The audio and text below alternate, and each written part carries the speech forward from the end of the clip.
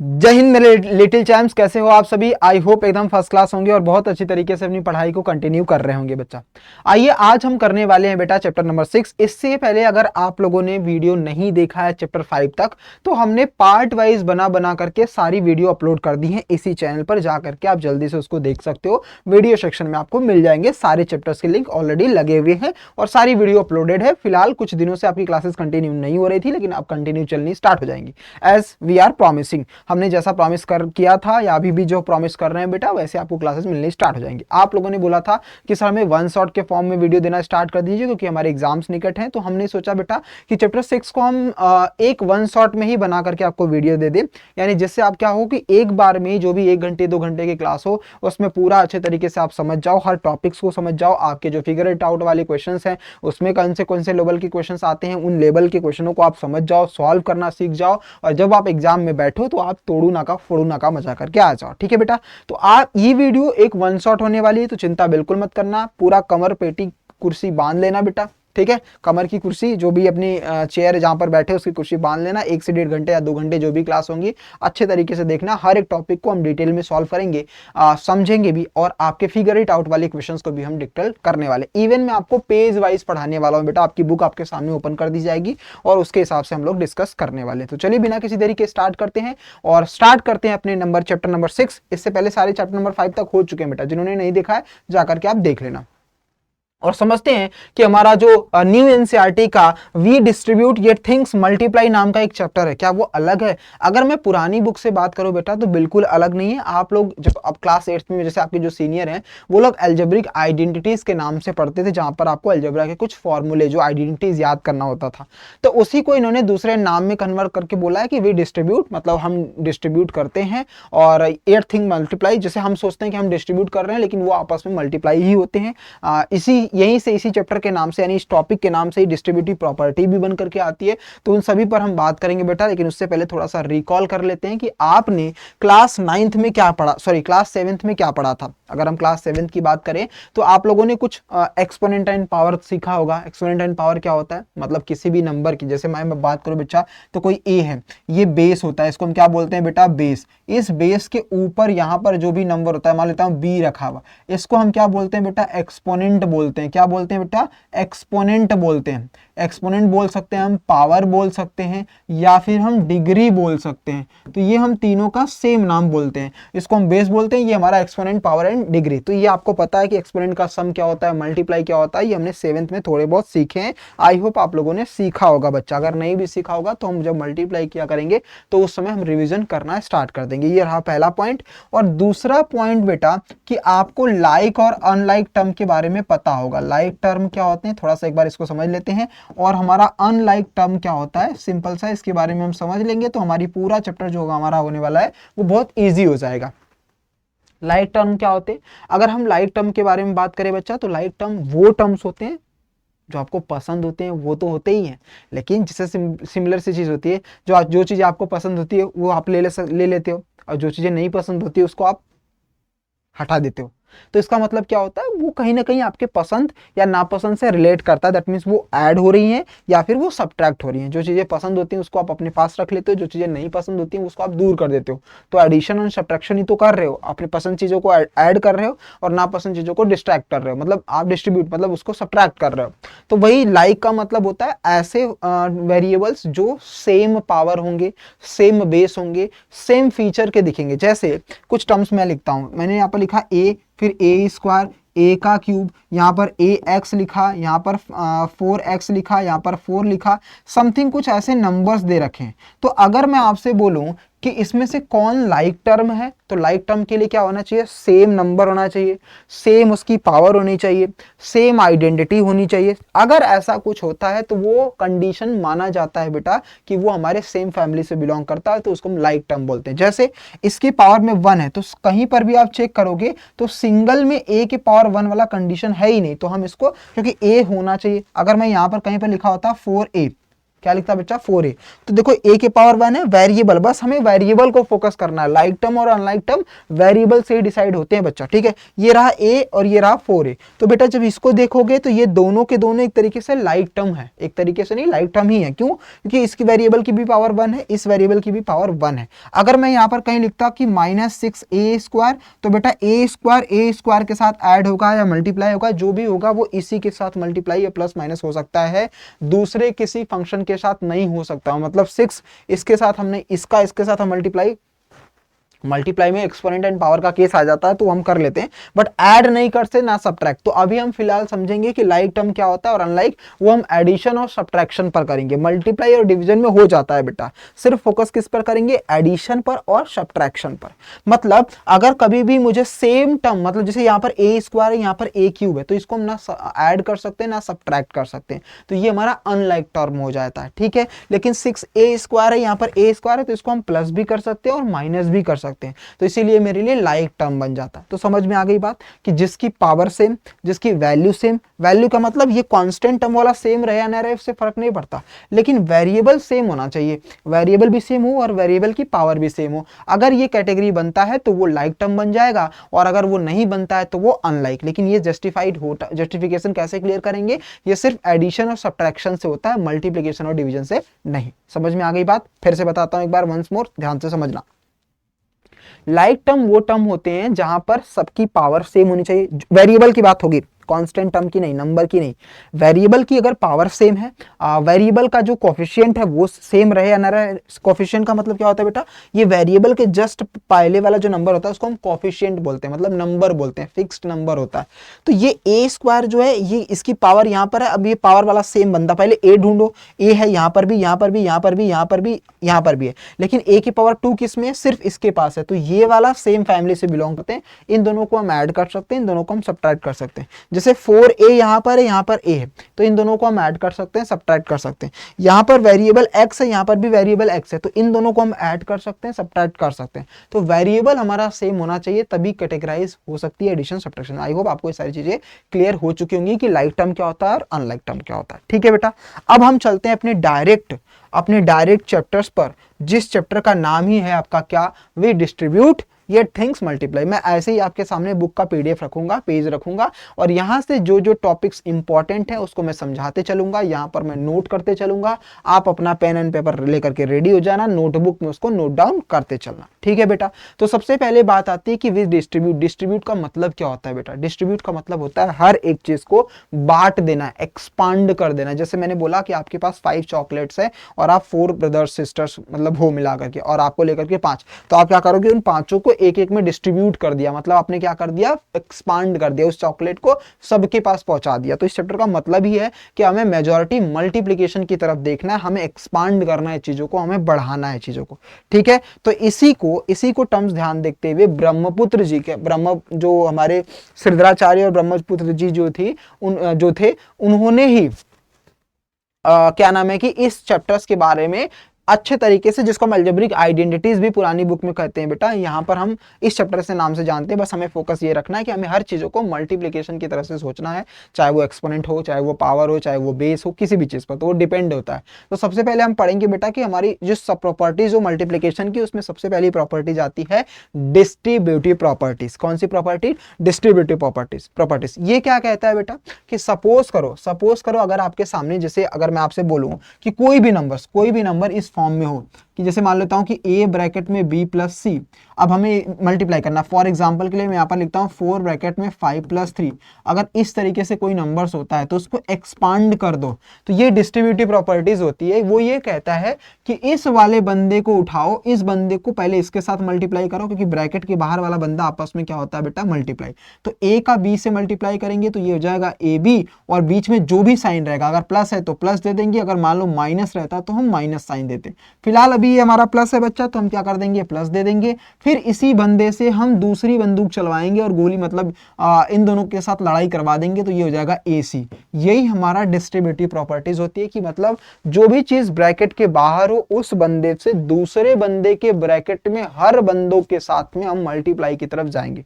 क्या मैंने बोला कि जब भी हम किसी भी नंबर को डिस्ट्रीब्यूटिव प्रॉपर्टीज का यूज करने जाएंगे, that means we have to one bracket वाला पोजीशन। हमारे पास एक तो है ब्रैकेट वाला, उसके बाहर या मान लो ये ए भी ब्रैकेट में रहता तो भी हम यही करते, किसी एक ब्रैकेट को एक बंदे को उठाते, किसी भी ब्रैकेट के एक बंदे को उठाते, उस बंदे को उठा करके दूसरे वाले ब्रैकेट के हर पर्सन के साथ में मल्टीप्लाई करवाना है। फिलहाल अभी मैं छोटा करवा रहा हूं, आगे चल करके मैं एक्सपांड करता चलूंगा। तो ये होती है डिस्ट्रीब्यूटिव प्रॉपर्टीज। जैसे अभी आपके सामने एक एग्जांपल मैंने रख रखा है कि सपोज करो इसको सॉल्व करना है, तो आप क्या करोगे, इसका मल्टीप्लाई करोगे, तो 4 × 5 प्लस है साइन तो प्लस दे दिया, फिर 4 का 3 में करोगे बेटा 4 × 3, मतलब ये हो जाएगा बेटा 20 + 12, दैट मीन्स ये हो जाएगा 32। तो इसका जो आंसर आ रहा है वो कितना आ रहा है, 32 आ रहा है। तो इस तरीके से हम रिप्रेजेंट करते हैं, और इस पूरी प्रॉपर्टीज को, जिस प्रॉपर्टीज को हम यूज कर रहे हैं, इसको हम बोलते हैं डिस्ट्रीब्यूटिव प्रॉपर्टीज। समझ में आ गई बात। यहां पर कोई भी नंबर दिया जाएगा, बस आपको इतना याद रखना है कि बाहर वाले बंदे को अंदर वाले बंदों के साथ हर बार मल्टीप्लाई करवाना है, और बीच में अगर प्लस हो माइनस हो जो भी हो बेटा, वो हम आगे के बारे में सोच लेते रहेंगे और सॉल्यूशंस करते रहेंगे। पहली चीजें क्लियर हो गई कि डिस्ट्रीब्यूटिव प्रॉपर्टीज क्या होती है। एक और एग्जांपल लेकर के समझाता हूं। सपोज करो बेटा आपके सामने लिखा है कि 20 है, और यहाँ पर ब्रैकेट में कुछ भी माइनस में समथिंग दे रखा है, तो 6 - 9 समथिंग ऐसा कुछ में है। अब आप सॉल्व करने के लिए तो डायरेक्टली सॉल्व कर सकते हो बेटा, या 6 - 3 कर लेता हूँ, इजी हो जाएगा। तो आप क्या करोगे, इसमें से डिफरेंस करके कर सकते हो। लेकिन अगर आपको डिस्ट्रीब्यूटिव प्रॉपर्टी से बोलता है, तो सबसे पहले आप क्या करोगे बेटा, इस बंदे को उठाओगे, इसके साथ मल्टीप्लाई करवाओगे, मतलब 20 × 6 हो गया बच्चा, बीच में माइनस का साइन है, आपने माइनस दे दिया, फिर इसी बंदे को पकड़ोगे, दूसरे वाले बंदे के साथ में मल्टीप्लाई कर दिया, 20 × 3 कर दिया, तो यहाँ पर क्या हो जाएगा 120 - 60, तो इसका आंसर आ जाएगा बेटा 60। कितना आ जाएगा 60। अब जरूरी नहीं कि इस ब्रैकेट में 2 ही बंदे हो, इस ब्रैकेट में कितने ही बंदे हो बच्चा। जैसे मान लो एक एग्जांपल और ले लेते हैं, यहाँ पर हमने ले लिया बच्चा, जैसे मान लो 5 का मल्टीप्लाई हमने करा 3 + 5 - 2 समथिंग ऐसा दे रखा है। अब इसके साथ हमें क्या करना है, मल्टीप्लाई करना है यूजिंग डिस्ट्रीब्यूटिव प्रॉपर्टी। तो इस बंदे को पहले हमने उठाया, इसके साथ मल्टीप्लाई करा, तो 5 × 3 हो गया बच्चा। फिर उसके बाद इस बंदे को उठाया, इसके साथ मल्टीप्लाई करा, तो बीच में प्लस है तो प्लस दे दिया, 5 × 5 हो जाएगा बेटा, मतलब 5 × 5। फिर बीच में माइनस है बेटा, तो माइनस दे देंगे हम। अब इस 5 को उठा करके हम किसके साथ मल्टीप्लाई करेंगे, 2 के साथ, तो 5 × 2, दैट मीन्स यहाँ पर 15 + 25 माइनस का 10, तो बेटा यह हो जाएगा 15 + 15, यानी इसका आंसर आ जाएगा 30। तो इसका टोटल आंसर क्या आ रहा है बच्चा, 30। तो this is called as this property is known as a distributive properties. I hope आपको समझ में आ चुका होगा कि हमें जब कभी भी डिस्ट्रीब्यूटिव प्रॉपर्टीज निकल करके अगर सामने आती है, तो हमें एक चीज क्लियर रखना है बेटा कि हर एक बंदे को दूसरे वाले बंदे के साथ, हर एक बंदे के साथ मल्टीप्लाई करते हैं। अभी मैं एक एक यहाँ पर रख रहा हूं, अभी इसी को थोड़ा सा और एक्सपांड करते हैं, तो अगली वाली पीडीएफ में आपको दिख जाएगा बेटा कि अभी मैंने आपको एक एक करके सिखाया है। तो यहां से आइडेंटिटी 1 आपको याद रखनी पड़ेगी। सपोज आइडेंटिटी 1 क्या है, यहां से बन करके देखो, आपको चीजें क्लियर हो गई ना। डिस्ट्रीब्यूटिव प्रॉपर्टी क्या होता है कि हमें किसी एक बंदे को उठाना है और दूसरे वाले ब्रैकेट के साथ मल्टीप्लाई करते हुए चले जाना है। इन केस अगर एक ब्रैकेट में 2 या 2 से ज्यादा बंदे हों और एक जो बाहर बैठा वो अकेला हो, तो हम इस तरीके से मल्टीप्लाई करते हैं। इसी को थोड़ा सा बड़े लेवल पर खेलने के लिए, यानी डिस्ट्रीब्यूटिव प्रॉपर्टीज को एक अलग लेवल पर खेलने के लिए एक नई आइडेंटिटीज, यानी उस प्रॉपर्टी को यूज करके ही हम आइडेंटिटीज बनाते हैं कि भैया इस तरीके से आपको पता करना है। जैसे फॉर एग्जांपल के लिए इन्होंने रख रखा है कि एक फॉर्मूला बना रखा है, आइडेंटिटीज बना रखा है कि a + m, 2 बंदे यहां पर भी हैं और 2 बंदे यहां पर भी हैं। जैसे हमने स्टार्टिंग में यहां पर क्या रखा था कि एक बंदा रखा था और उसके बाद यहां पर 2 बंदे, इनको हमने मल्टीप्लाई करके हमने इस आइडेंटिटीज, इसको हम बोलते हैं डिस्ट्रीब्यूटिव प्रॉपर्टीज। को क्या बोलते हैं बेटा, डिस्ट्रीब्यूटिव प्रॉपर्टीज। तो ये हमारे लिए डिस्ट्रीब्यूटिव प्रॉपर्टीज बन गई है, लेकिन ये हमारे लिए एक आइडेंटिटीज बन गई है क्योंकि मैंने डिस्ट्रीब्यूटिव प्रॉपर्टी को थोड़ा सा अलग लेवल पर, अपर लेवल पर लेकर के हम चले गए। अब इसका रूल क्या आता है, वही रूल, डिस्ट्रीब्यूटिव प्रॉपर्टी का ही रूल करना है। क्या करना है बच्चा, सबसे पहले हम इस वाले भैया को पकड़ेंगे और इनसे बोलेंगे भाई दूसरे वाले में, जैसे हिंदुस्तान और पाकिस्तान का युद्ध कराना है बेटा, जितना करा सकते हो कराओ। तुम्हें क्या करना है, ये है अपना हिंदुस्तान और ये है अपना पाकिस्तान। अब तुम्हें पता है बेटा हमारे अंदर कितना एकदम गर्मजोशी वाला खून बड़ा पड़ा है, ठीक है। तो ए वाला बंदा इधर जाएगा, इन दोनों बंदों को, यहाँ पर प्लस है ना, ये प्लस है बेटा, दोनों बंदों को, तुम्हें बस इतना, तुम जाओगे, तुम्हें बताओ, तुम अगर आर्मी में चले जाते हो, तुम पाकिस्तान, तुम्हें भेज दिया जाता है, तो तुम भाई वहां की जनता बहुत, मतलब पब्लिक तो सब अच्छी है, बट जो टेररिस्ट है उनको जाओगे फोड़ के आओगे ना बढ़िया से। तो तुम्हें बस ये समझना है कि ये वाले वो अच्छे लोग नहीं है, तो तुम्हें क्या करना है, यहाँ से अपना जो भी हथियार वगैरह लेना है और जाना, पीट पीट के आना है सबको, बारी बारी से सबको पीट के आना है। तो इस ब्रैकेट को इसको भेजा गया, तो ये बोलेगा पहले मैं जाऊंगा इस वाले भाई साहब को पीटूंगा, तो हम यहाँ पर लिखेंगे ए का मल्टीप्लाई बी के साथ कर दिया।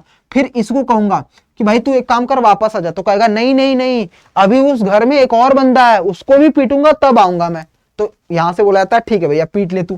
तो यहां पर ये बंदा उठा, फिर गया इसको पीटने के लिए, तो बीच में जो साइन है वो साइन दे दिया, यानी ए का मल्टीप्लाई हमने सी के साथ कर दिया। अगर इस फैमिली में और बंदा होता, मान लो 2 से ज्यादा बंदा होता, तो ये उसको भी पीट के आता, जब तक कि वो दूसरी वाले घर में जितने भी बंदे हैं उन सभी बंदों को बारी बारी से पीट ना ले, तब तक कि आगे की कंडीशंस नहीं सॉल्व होगी। समझ में आ गई बात? तो इस ए को उठाया, इन दोनों को पीट करके यहां पर रख दिया। क्लियर? चलो बढ़िया है।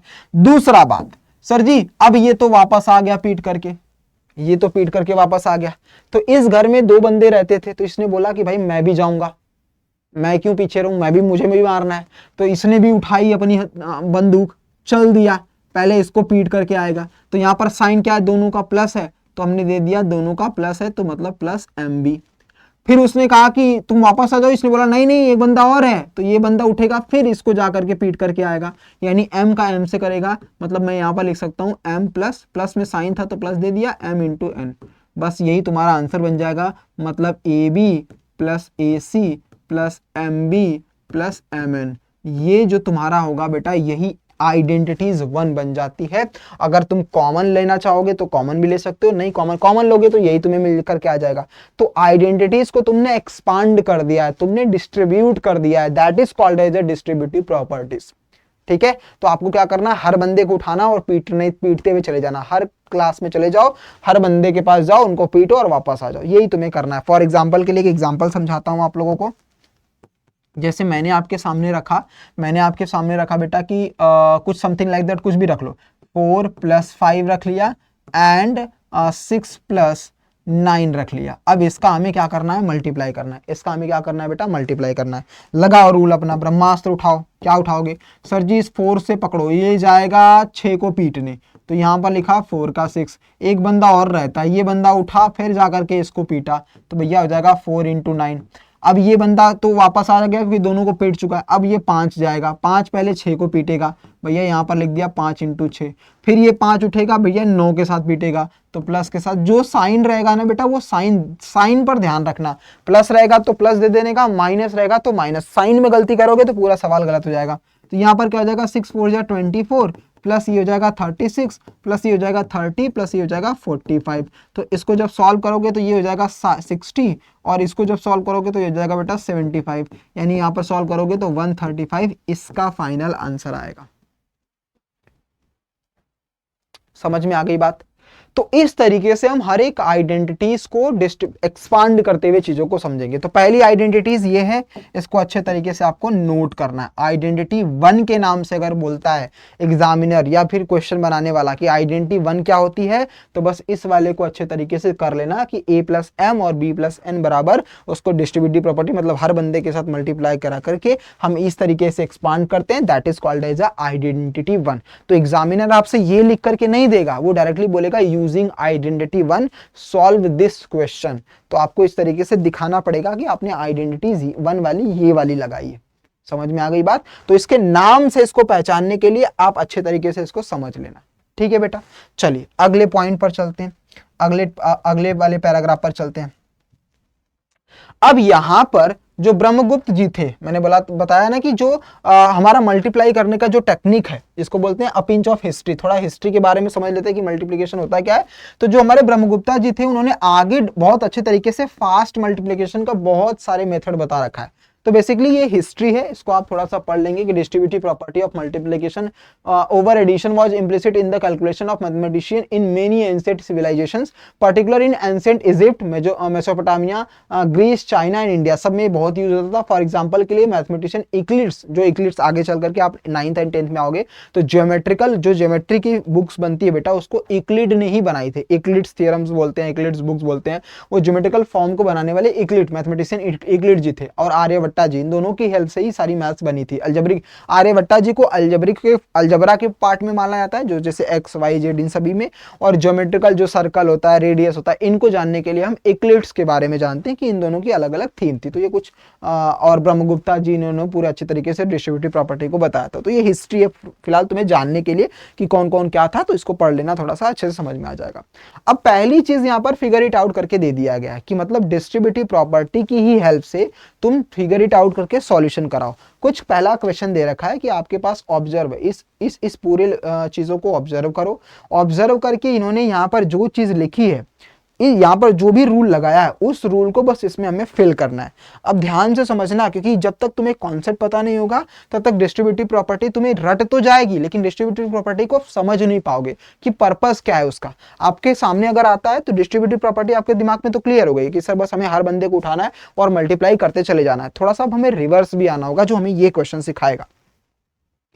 यहाँ पर भाई साहब ने बोला है कि ये जो ब्रैकेट दिख रहा है आपको, मतलब ये जो इस तरीके से दिख रहा है, ये जो स्क्वायर दिख रहा है 3/3 का, इसको इन्होंने बाहर निकाला और हर बंदे को, मतलब जैसे 15 को 3x5 कर रखा है, 20 को 4x5 कर रखा है, 25 को 5x5 कर रखा है, उसी तरीके से 3x6, 4x6, 5x6, 3x7, 4x7, 5x7, इसी को यहाँ पर इन्होंने लिख रखा है। अब ये बोल रहे हैं कि आपने जो यहाँ पर पैटर्न लागू करा है, मतलब इसमें जो भी पैटर्न लग रहा है, उसको हम अल्फाबेट के टर्म्स में दिखाओ मुझे क्या है। फॉर एग्जांपल के लिए मैं P को, देखो ध्यान से समझना, ये 4 और 6 को इन्होंने P और Q मान लिया, मतलब इन्होंने P बराबर क्या मान लिया है 4 और Q बराबर मान लिया है 6।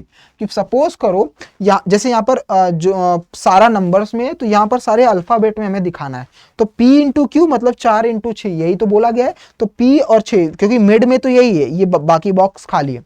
अब अगर तुम देखोगे बच्चा, जैसे मान लो कि तुम्हें इसके ऊपर वाला पता करना होगा, तो इसके ऊपर वाला चेक करो।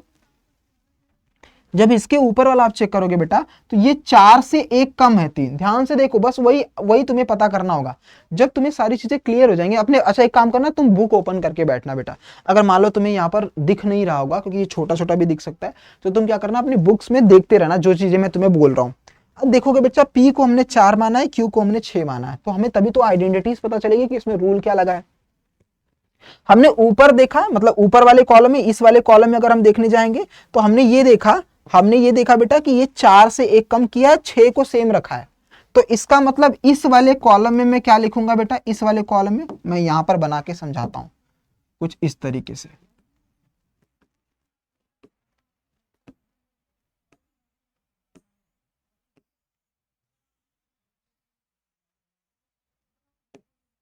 चलो अब ध्यान से देखो बेटा, ये इन्होंने बोल रखा है, तो इसमें हम समझते हैं। पहले में क्या किया, 4 को 1 कम कर दिया है, 4 में 1 कम किया, 3 आया, मतलब मुझे P में 1 कम करना पड़ेगा। यहां पर क्या है, P इंटू Q है बच्चा, यही है ना। अब इनका कंडीशन ये कह रहा है कि P से 1 कम कर दो, तो यहां पर क्या हो जाएगा, P माइनस 1 हो जाएगा, क्योंकि इन्होंने 4 से 1 कम करके 3 करा है, और 6 दोनों में है, तो भैया Q तो रहेगा, इंटू यहाँ पर Q। ये इन्होंने आइडेंटिटीज यहां पर लगाई है। समझ में आ रही है बात? बस हमें आइडेंटिटीज को अच्छे से पुट करना है बेटा। 4 से 1 कम कर दिया, 6 रहने दिया, तो P बराबर 4 और Q बराबर 6 इन्होंने मान रखा था, तो उससे P से 1 कम कर दिया और Q को Q रहने दिया। अब हम नीचे वाले पर जरा फोकस करें बेटा, तो 4 से 1 बढ़ा दिया है, Q को रहने दिया है, तो 4 से 1 मतलब P से 1 बढ़ा दो बेटा, यहाँ पर P प्लस 1 हो जाएगा, और इंटू यहाँ पर क्या हो जाएगा, Q हो जाएगा। चलो हमने पूरा कॉलम बना दिया। तो ये बेसिकली हमसे पूछ रहे हैं कि आप मुझे आइडेंटिटी एक्सप्रेशन बता दो, right the expression for the other numbers in the grid. इस ग्रिड में अदर नंबर्स के लिए एक्सप्रेशन क्या यूज करा गया है, इसमें उसका पर्पस बता दो। तो मतलब जो भी आप 3-3 का स्लॉट निकालोगे ना, वो इसी पैटर्न पर सॉल्व होंगे बच्चा। अब आते हैं इसके लेफ्ट में, यानी इस वाले बॉक्स में, यानी इस वाले बॉक्स में आते हैं। तो यहां पर क्या करा गया बेटा, देखो यहां पर 4 था, फिर से 1 कम करा गया, मतलब 3 इंटू 5 है ना, तो 4 से भी 1 कम करा गया, 6 से भी 1 कम करा गया। मतलब इस वाले कॉर्नर में आपका आएगा P-1 और Q-1, क्योंकि दोनों से 1-1 कम करा गया है। 4 से भी 1 कम करा गया, 6 से भी 1 कम करा गया, तो P से भी 1 कम करा हमने, Q से भी 1 कम कर दिया। फिर इस वाले में देखो बेटा, इस वाले में देखोगे तो क्या होगा, फिर 4 को सेम रखा है, 6 से 1 कम करा है, मतलब P को सेम रखा है और Q से 1 कम किया है। और नीचे वाले में दोनों को 5-5 रखा है, मतलब 4 से 1 बढ़ाया है और 6 से 1 घटाया है। तो इस वाले में 4 से 1 बढ़ाया, मतलब P से 1 बढ़ाएगा और Q से 1 घटाया है। तो ये इस वाले बॉक्स का बना है। अब आ जाओ राइट वाले बॉक्स में, मतलब इस वाले बॉक्स में आ जाओ बेटा। तो इस वाले बॉक्स से 4 से देखोगे तो ये एक घटाया है और 6 में एक बढ़ाया है, तो P में एक घटा देगा और Q में एक बढ़ा दिया है। इस वाले में देखो 4 को सेम रखा है, 6 से एक बढ़ा दिया है, मतलब P रहने दो लेकिन Q में एक बढ़ा दो बेटा। और लास्ट वाले में देखोगे 4 से भी बढ़ाया और 6 से भी बढ़ाया है, मतलब P से भी बढ़ा दिया है और Q से बढ़ा दिया है। तो बेसिकली कहने का मतलब है ये जो फिगर इट आउट करके आपके सामने क्वेश्चन दे रखा था, ये आपके थिंकिंग एबिलिटी को बढ़ा रहा है बेटा। ये सवाल कोई गेम नहीं है, ये सवाल केवल टाइम पास करने के लिए नहीं था। इसने डिस्ट्रीब्यूटिव प्रॉपर्टी को लास्ट मोमेंट तक, मतलब लास्ट लाइन तक समझ आने के लिए इसने ये स्ट्रेटजी बताई है कि जब भी आप किसी चीज को मल्टीप्लाई करने जाओ, जब भी आप किसी नंबर को फ्रेमिंग करने जाओ, तो अगर वहां पर कहीं प्रोडक्ट दे रखा होता है तो उसके पीछे उसका लॉजिक भी समझो कि इन्होंने लॉजिक किस हिसाब से बनाया है, ताकि अगर आगे चल करके एग्जामिनर बोले कि तुम इस वाले का लॉजिक बताओ, तुम इन तीनों का लॉजिक बताओ, तुम इन तीनों का लॉजिक बताओ, तो तुम कैसे बताओगे।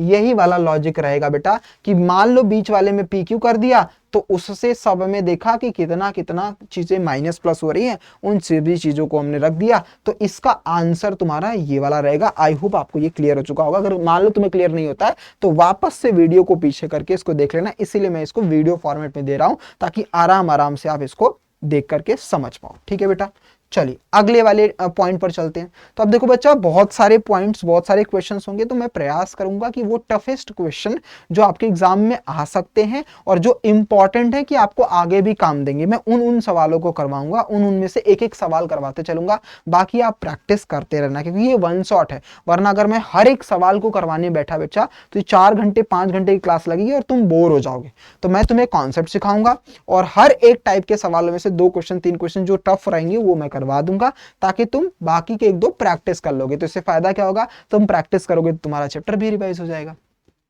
ठीक है, आइए क्वेश्चन नंबर 2 पर देखते हैं। अब जैसे क्वेश्चन नंबर 2 में कितने हैं, 6 सवाल है, तो इन 6 में से कोई मैं 1-2 करवा देता हूं, चलो 2 करवा देता हूं, तो तुम बाकी के 4 जब प्रैक्टिस करोगे तो तुम्हारा सारा डिस्ट्रीब्यूटिव प्रॉपर्टी रिवाइज हो जाएगा, तो फायदा हो जाएगा ना बच्चा। आइए कोई भी एक सवाल कर लेता हूं, चलो सबसे टफ वाला पहले मैं दूसरा उठा लेता हूं, क्योंकि ये फ्रैक्शन में दिख रहा है और बच्चा थोड़ा सा कंफ्यूज हो सकता है। तो मैंने यहां पर उठाया दूसरे वाले को, यानी दूसरे का सेकेंड वाले को हम सॉल्व करने चलते हैं बेटा। इन्होंने क्या लिखा है, 2/3 ब्रैकेट में 15 प्लस का 6a। अब लगा दो अपनी प्रॉपर्टीज, कौन सी बेटा, डिस्ट्रीब्यूट, क्योंकि लिखा ना एक्सपांड द फॉलोइंग प्रोडक्ट्स। हमें पता है कि हमें कौन सी प्रोडक्ट की मतलब एक्सपांड कैसे करना, डिस्ट्रीब्यूटिव प्रॉपर्टी। मतलब इस बंदे को बोलेंगे भैया एक बार तू इनसे लड़ाई कर, तो हम यहाँ पर क्या करेंगे, 2/3 को 15 के साथ मल्टीप्लाई करवा दिया, बीच में साइन प्लस था तो प्लस दे दिया। फिर इस बंदे को बोलेंगे भाई तू इनसे भी भिड़ करके आ जा, तो 2/3 को मल्टीप्लाई कर देंगे 6a के साथ में। बस अब सॉल्व करो बेटा, 3 गया 5 बार और 5 गया 2 बार, मतलब 3 से 5 15, 5 2 जा कितना हो जाएगा 10, प्लस यहाँ पर 3 2 जा कितना हो जाएगा 6। मैंने बोला था बेटा लाइक टर्म और अनलाइक टर्म किन 2 चीजों पर डिपेंड होता है, ओनली प्लस और माइनस पे। मल्टीप्लाई और डिवाइड में चल जाता है। देखो यहाँ पर 6a था, यहाँ पर 3 था, तो सर ये कटेगा नहीं, कट जाएगा। क्यों, क्योंकि ये लाइक टर्म अनलाइक टर्म यहाँ पर हम नहीं डिसाइड करेंगे, क्योंकि डिवाइड वाला कंडीशन। अगर ये प्लस वाले पर होता, जैसे अभी आगे आएगा तो मैं आपको दिखाऊंगा, तो यहाँ पर हो जाएगा 3 2 जा 6, 2 2 जा 4a, तो यहाँ पर हो गया बेटा 4a। अब देखो ये लाइक टर्म अनलाइक टर्म दोनों अलग अलग है, यहाँ पर 4a है, यहाँ पर 10 है। इसका मतलब इसका जो आंसर आएगा वो केवल और केवल इतना ही आएगा। कोई बच्चा ऐसा होगा सर 10 + 4 = 14 है, नहीं लिखेंगे बच्चा। लाइक टर्म जो होता है वो सेम नंबर के साथ ऐड होता है, सेम नंबर के साथ माइनस होता है। यहाँ पर सेम 4a है, यहाँ पर 10 है, तो 10 एक कांस्टेंट है और यहाँ पर वेरिएबल लगा हुआ है। मल्टीप्लाई में आप मल्टीप्लाई डिवाइड कर सकते हो, लेकिन एडिशन सब्ट्रैक्शन आप नहीं कर सकते, तो इसलिए इस बात का ध्यान रखना। तो इसका आंसर क्या आ जाएगा, 10a + 4, 10 + 4 है। ठीक है, समझ में आ गया। और कोई सवाल कर लेते हैं, चलो और कौन कर लेते हैं, आपको आप बोलो, चलो ये कर लेते हैं, थर्ड वाला कर लेते हैं। ठीक है, थर्ड नहीं, ये काम करते हैं, फिफ्थ वाला कर लेते हैं, फिफ्थ में माइनस दे रखा है, फिफ्थ में कर लेते हैं। फिफ्थ में करेंगे बच्चा, फिफ्थ वाला क्या कहता है, देखो ध्यान से, -5a प्लस का b मल्टीप्लाई करना है c का d के साथ। तो बस ध्यान से देखो बच्चा, सबसे पहले इस बंदे को उठाएंगे, इसके साथ मल्टीप्लाई करेंगे, तो -5a का मल्टीप्लाई c के साथ में कर दिया। फिर इस बंदे को उठाएंगे, d के साथ मल्टीप्लाई करेंगे। देखो बेटा ध्यान से देखना, ध्यान से देखना। अच्छा एक चीज और, एक चीज और नोट करना तो सारे के सारे बच्चे, देखो जब हम मल्टीप्लाई करने जाएंगे तो साइन का भी बहुत रोल होता है, मल्टीप्लाई विथ साइन, इसको नोट करके अच्छे से लिख लेना, आगे लाइफ टाइम ये आपको काम देने वाले हैं कि जब हम माइनस का मल्टीप्लाई माइनस के साथ में करते हैं तो आंसर प्लस में आता है, माइनस का मल्टीप्लाई प्लस में करते हैं तो आंसर माइनस में, माइनस का प्लस का मल्टीप्लाई माइनस वाले के साथ करेंगे तो भी माइनस में, और प्लस का मल्टीप्लाई प्लस के साथ में करेंगे तो आंसर प्लस में आता है। ये चार चीज को अच्छे तरीके से समझ लेना बेटा। मल्टीप्लाई विथ साइन का मतलब होता है जब दोनों नंबरों के पास माइनस होगा तो बेटा प्लस आएगा, या जब दोनों नंबरों के पास प्लस होगा तो आंसर प्लस में आएगा, लेकिन जब दोनों नंबरों के पास दो अलग अलग साइन होगा तो आंसर हमेशा माइनस में आएगा। जैसे फॉर एग्जांपल के लिए यहां पर चेक करो बेटा, यहां पर आपका है -5a और यहां पर आपका है प्लस का d, तो इसके पास माइनस है, इसके पास प्लस है। तो अभी मैंने समझाया कि जब माइनस और प्लस या प्लस और माइनस, यानी ये दोनों जब केस बनते हैं, ये दोनों केस, तो जब दोनों अलग अलग आते हैं तो उसमें हमेशा नेगेटिव में आंसर आता है, और अगर दोनों सेम साइन रहेंगे, दोनों नंबर चाहे दोनों माइनस में चाहे दोनों प्लस में, तो उसका मल्टीप्लाई हमेशा क्या आता है, प्लस में आता है।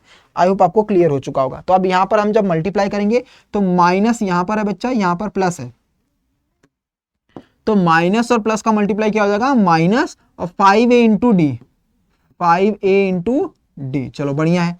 अब फिर प्लस बी को उठाओ बेटा, इसको यहां पर मल्टीप्लाई करो, तो प्लस है, दोनों के पास प्लस है, सेम साइन है तो प्लस मल्टीप्लाई हो जाएगा, 5 इंटू सी हो जाएगा, 5b इंटू सी है, सॉरी b इंटू सी, प्लस b इंटू सी हो गया। फिर b का मल्टीप्लाई उठा कर करोगे तो d के साथ, दोनों का साइन प्लस प्लस है तो यहां पर लिखोगे प्लस b इंटू डी, यानी इसका आंसर आ जाएगा -5ac -5ad प्लस का bc प्लस का bd। अब बेटा अगर तुम चेक करोगे तो इसमें कोई भी ऐसा टर्म नहीं है जो लाइक टर्म बन रहा है, मतलब जिसके पास सब कुछ सेम हो, जो भी वेरिएबल है वो सम। देखो यहाँ पर a तो है, c है, लेकिन यहाँ पर a है लेकिन d है, तो ये दोनों सेम नहीं है, सेम फैमिली वाले ही आपस में प्लस होंगे। यहाँ पर b के साथ c, यहाँ पर b के साथ d है, तो सेम ऐड और माइनस नहीं हो सकते। यही आपका फाइनल आंसर होगा, यही आपका फाइनल आंसर होगा। आई होप आपको ये चीजें क्लियर होंगी। नेक्स्ट अगला सवाल आते हैं बेटा, इन्होंने क्वेश्चन नंबर 3 पर आ जाते हैं। क्वेश्चन नंबर 3 क्या कहता है उस पर देख लेते हैं, थोड़ा हम फास्ट करेंगे बच्चा। Find 3 examples where the product of two numbers remain unchanged when one of them increase by 2 and other is decrease by 4। अब आपको एक एग्जाम्पल सेट करना है। तो देखो एग्जाम्पल वाले जो क्वेश्चंस होते हैं ना, वो आपके एग्जाम में तो आने के चांसेस बहुत कम रहते हैं, बट फिर भी तुम समझ लो। इन्होंने बोला कोई भी 3 एग्जाम्पल ले लो कि किसी भी नंबर्स में, किसी भी, इनका कहने का पर्पज ये है कि जब भी दो नंबरों का हम प्रोडक्ट करते हैं तो वो अनचेंज रहेंगे, one of them increase by 2। मतलब जैसे सपोज करो, उनका कहने का पर्पज ये है कि 2 नंबर मान लो, तो हम मानते हैं कोई भी 2 नंबर मान लो, लेट हमने नंबर्स माना, numbers are a and b, 2 number हमने माने कि मान लेता हूं एक ए नंबर है दूसरा बी नंबर है। अब इसका अगर हम प्रोडक्ट करेंगे तो प्रोडक्ट कर देंगे बच्चा, प्रोडक्ट कर दो, तो प्रोडक्ट करोगे मतलब मल्टीप्लाई कर दोगे, क्या आ जाएगा बेटा, ए बी आ जाएगा। अब ये भाई साहब कह रहे हैं कि अगर उन नंबरों में हम इंक्रीज कर दे 2 एंड दूसरे को डिक्रीज कर दे 4 से, तो पहला एग्जाम्पल देखते हैं बच्चा। उनका कहने का पर्पज ये है बच्चा कि अगर मैं इनको इंक्रीज कर दूं, मतलब जो फर्स्ट नंबर है, ए नंबर है, इसको मैं 2 से इंक्रीज कर दूं, और क्या नाम है, बी को मैं 4 से डिक्रीज कर दूं, तो मेरा आंसर जो होगा ना वो अनचेंज रहेगा। मतलब यहां पर प्लस माइनस मल्टीप्लाई करके देखो, तुम्हारा ए बी आंसर आना चाहिए। ये कहने का पर्पज यही है। क्या बोल रहे हैं देखो यहां से फिर से समझना, product of 2 numbers remain unchanged when one of them increase by 2 and other one decrease by 4।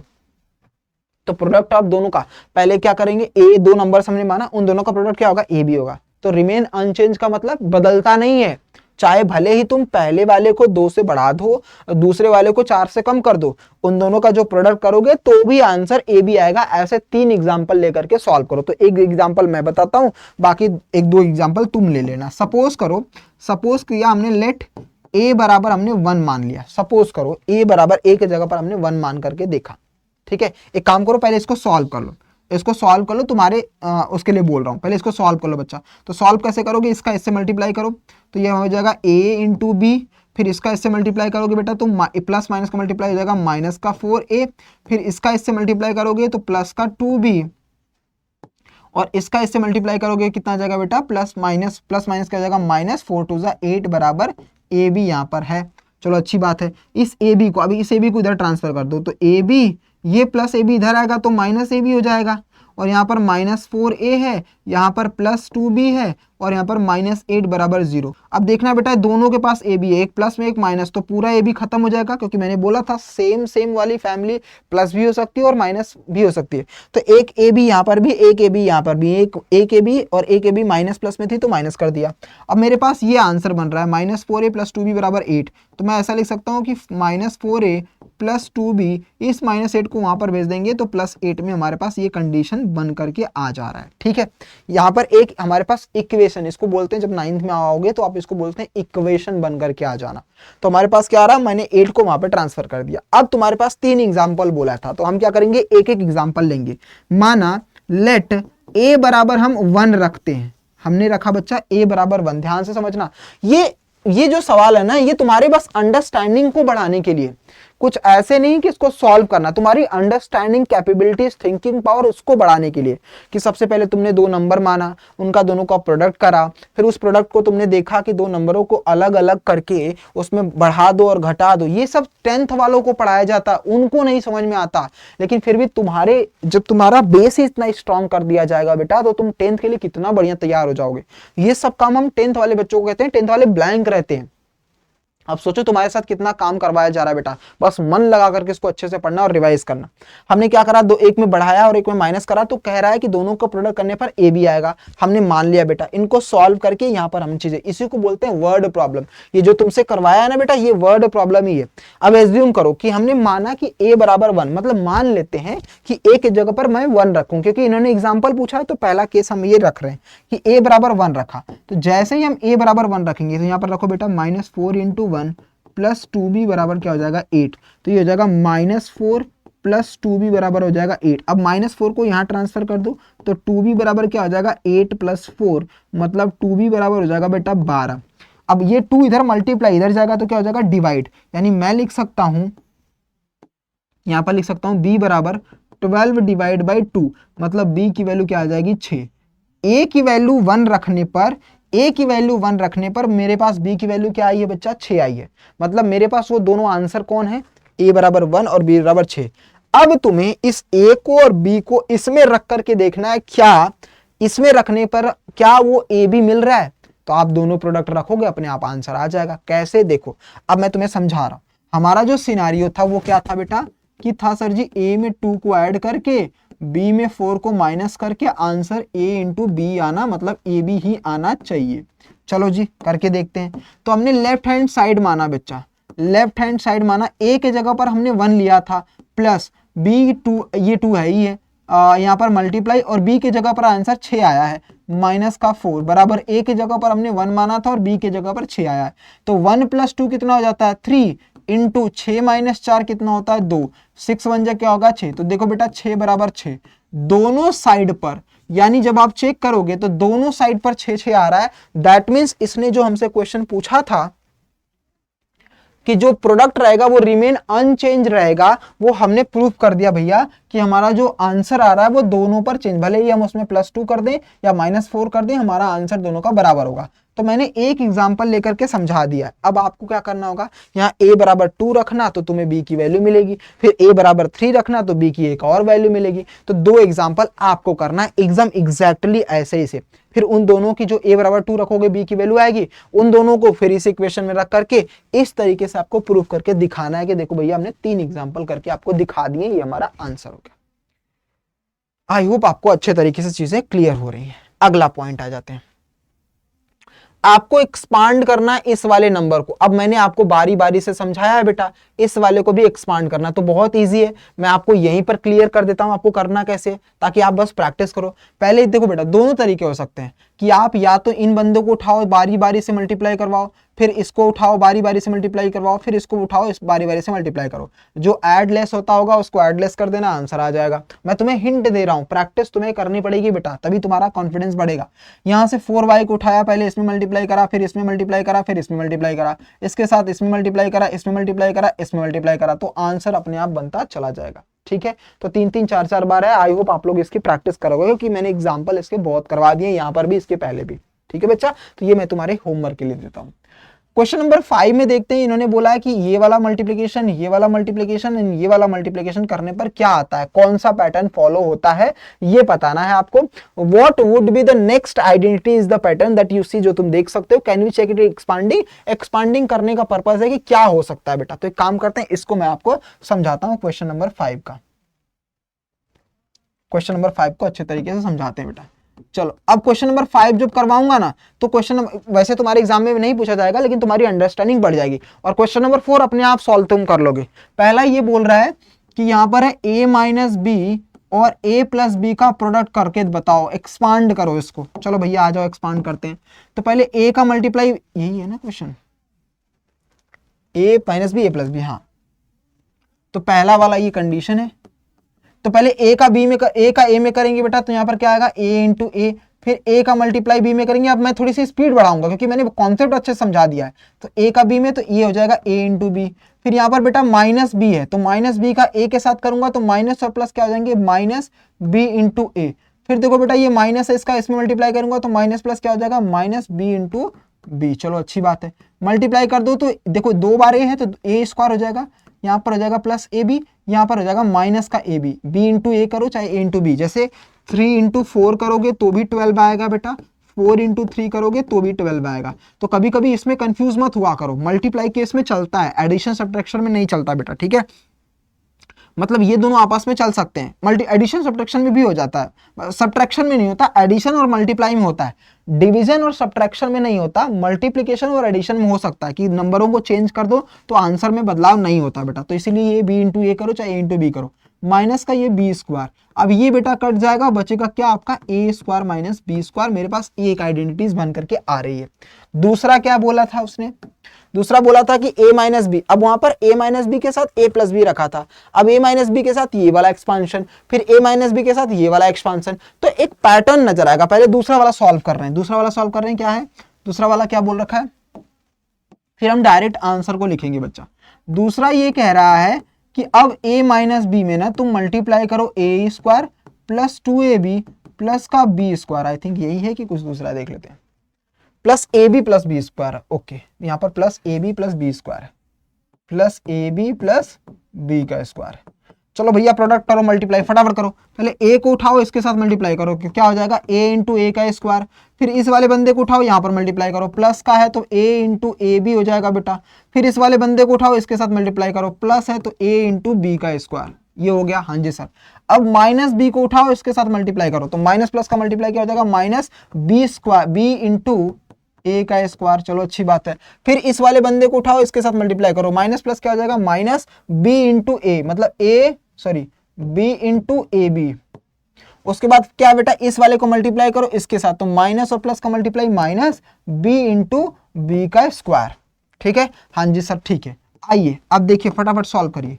Sir ji a के पावर 2a है, मल्टीप्लाई में चल जाता है, एडिशन सब्ट्रैक्शन में नहीं। तो यहाँ पर 2, यहाँ पर सेम बेस है तो पावर में 3, एक्सपोनेंट एंड पावर आपको पता होगा। उसी तरीके से यहाँ पर 2 बार a है तो a स्क्वायर b, यहाँ पर बेटा a b स्क्वायर। ये हो गया, ठीक है सर जी। यहाँ पर क्या करोगे, माइनस, देखो फिर से वही लिख सकते हो, a स्क्वायर को पहले रख दो, b को लास्ट में, कोई फर्क नहीं पड़ता, अदला बदला कर सकते हो। माइनस 2 बार b है तो a b स्क्वायर हो सकता है बेटा, फिर माइनस का b का क्यूब। अब जो कटता है सेम फैमिली वाला से उसको कट कर दो, तो यहाँ पर देखो plus a square b minus a square b से खत्म, plus a b square minus a b square से खत्म। क्या मिला, a cube minus b cube मिल गया। अच्छा, जैसे ही मैंने देखा यहां पर अगर a माइनस बी के साथ a प्लस बी मतलब पावर 1 था तो उससे 1 बढ़ा दिया इन्होंने। फिर यहां पर मैंने पावर 1 बढ़ा दिया, a की जगह पर a स्क्वायर किया तो क्यूब आ गया। इसका मतलब जो तीसरा है कि a माइनस बी में मल्टीप्लाई करो किसका, a cube plus a square b plus a b square plus b cube का, मतलब a cube plus a square b plus a b square plus b cube का।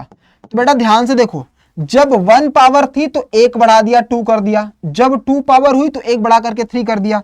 इसका मतलब इस एक्सपांशन से तो मैं बोल सकता हूं यहां पर 3 है तो मैं डायरेक्टली लिख सकता हूं a के पावर 4 माइनस बी की पावर 4, क्योंकि 1 हम बढ़ा रहे हैं, एंड सो ऑन करते हुए अगर आपके सामने इस तरीके से और पैटर्न पूछता है तो उसका एक्सपांसन, जैसे मान लो अगर मैं चौथा वाला बनाने जाऊं तो यहाँ पर a माइनस बी करेगा और यहाँ पर जो भी चीजें लिखेगा उसमें a के पावर 4 होगा बेटा, यहाँ पर b के पावर 4 होगा। तो इससे इसमें जो भी चीजें आएंगी, जो भी मल्टीप्लाई प्रोडक्ट बनेगा बच्चा, तो यहाँ पर क्या बनेगा, a के पावर 4 का एक और एडवांस वर्जन, मतलब a के पावर 5 माइनस b के पावर 5 बन जाएगा। तो ये प्रोडक्टिविटी आपको देखने को मिल रही है। सोचो ये क्वेश्चंस हम 10th वाले बच्चों को भी नहीं पढ़ाते बेटा, तुम्हारी बुक्स में जो कॉन्सेप्ट दिया है ना, ये समझ लो कि अगर तुमने इस पर कमांड बना ली ना बेटा, तुम मैथ्स की ऐसी की तैसी कर दोगे। अब इसका मतलब ये नहीं कि तुम्हें सारी चीज पता हो, इसका मतलब ये नहीं कि इस पर तुम्हें सवाल आने चाहिए, नहीं, इसका पर्पस इतना है कि तुम अपने दिमाग को और खोल सको और बड़ा कर सको। तुम सोचो, तुम पेन पेपर से रट्टा मत मारो, तुम सोचो कि हम ऐसा सोच सकते हैं कि देखो यहां पर हमने सोचा कि यहां पर एक था तो एक 2 कर दिया, 2 था तो 3 कर दिया। अब जरूरी थोड़ी, मुझे नहीं पता कि इसके बीच में क्या आएगा, हमें सॉल्व करने की जरूरत नहीं है, लेकिन एक पैटर्न हमने देख लिया।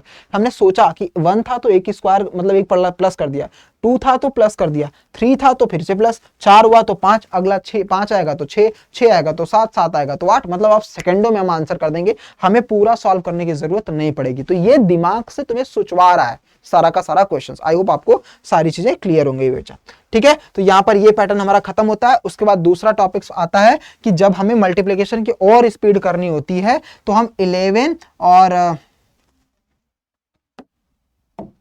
101 और 1001 से हम किस तरीके से प्रोडक्ट कर सकते हैं, इसको जरा फटाफट से यहां पर देख लो बेटा।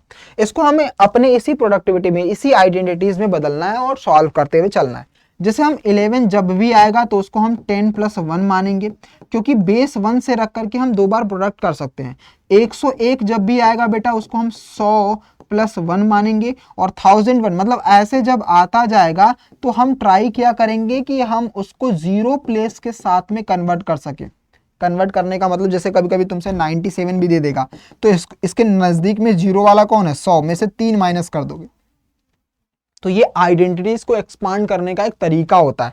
तो जब भी तुम्हें 11, 101, 1001 से प्रोडक्ट करना होगा तो तुम क्या करोगे, तुम्हें पहले डिस्ट्रीब्यूटिव प्रॉपर्टीज में कन्वर्ट करना पड़ेगा। मतलब उन नंबरों को इस तरीके से 11 को 10 + 1, जैसे यहाँ पर एक एग्जाम्पल दे रखा है, क्या किया बेटा 3874 × 11, बुक्स में ध्यान देना बच्चा। तो उसने क्या कर रखा है मेरे चैंपियन कि उस 11 को उन्होंने 10 + 1 कर दिया। अब 10 + 1 करने का पर्पस क्या है कि जो भी नंबर तुम्हारे पास रहता है उस नंबर के आगे एक 0 बस डायरेक्ट लगा दो, क्योंकि कोई भी नंबर का 10 टाइम्स क्या होता है, एक 0 ऐड हो जाता है, और उसमें उसी नंबर को दोबारा प्लस कर दो, बस आंसर खत्म। तुम्हें मल्टीप्लाई करने की जरूरत नहीं, तुमने ऐड कर दिया। कहने का पर्पस जैसे मान लो 75 में तुमसे 11 का मल्टीप्लाई करने के लिए बोला जाता है, तो तुम 75 में 10 + 1 का मल्टीप्लाई करो, तो 75 पहले लिखो, उसके आगे एक 0 लगा दो, 750, उसी में उसी नंबर को, क्योंकि तुम इसका मल्टीप्लाई करोगे तो 750, फिर इसी नंबर का 1 जा करोगे तो क्या आएगा 75, इसको प्लस कर दोगे बेटा तो 5, 2, 825, ये तुम्हारा आंसर आ जाएगा। तो इस तरीके से आप सेकंडों में आंसर बना सकते हो। तो ये तुम्हारा पर्पस है, जब भी तुम्हें 11, 101 या 1001 से आएगा तो तुम इस तरीके से मल्टीप्लाई करोगे।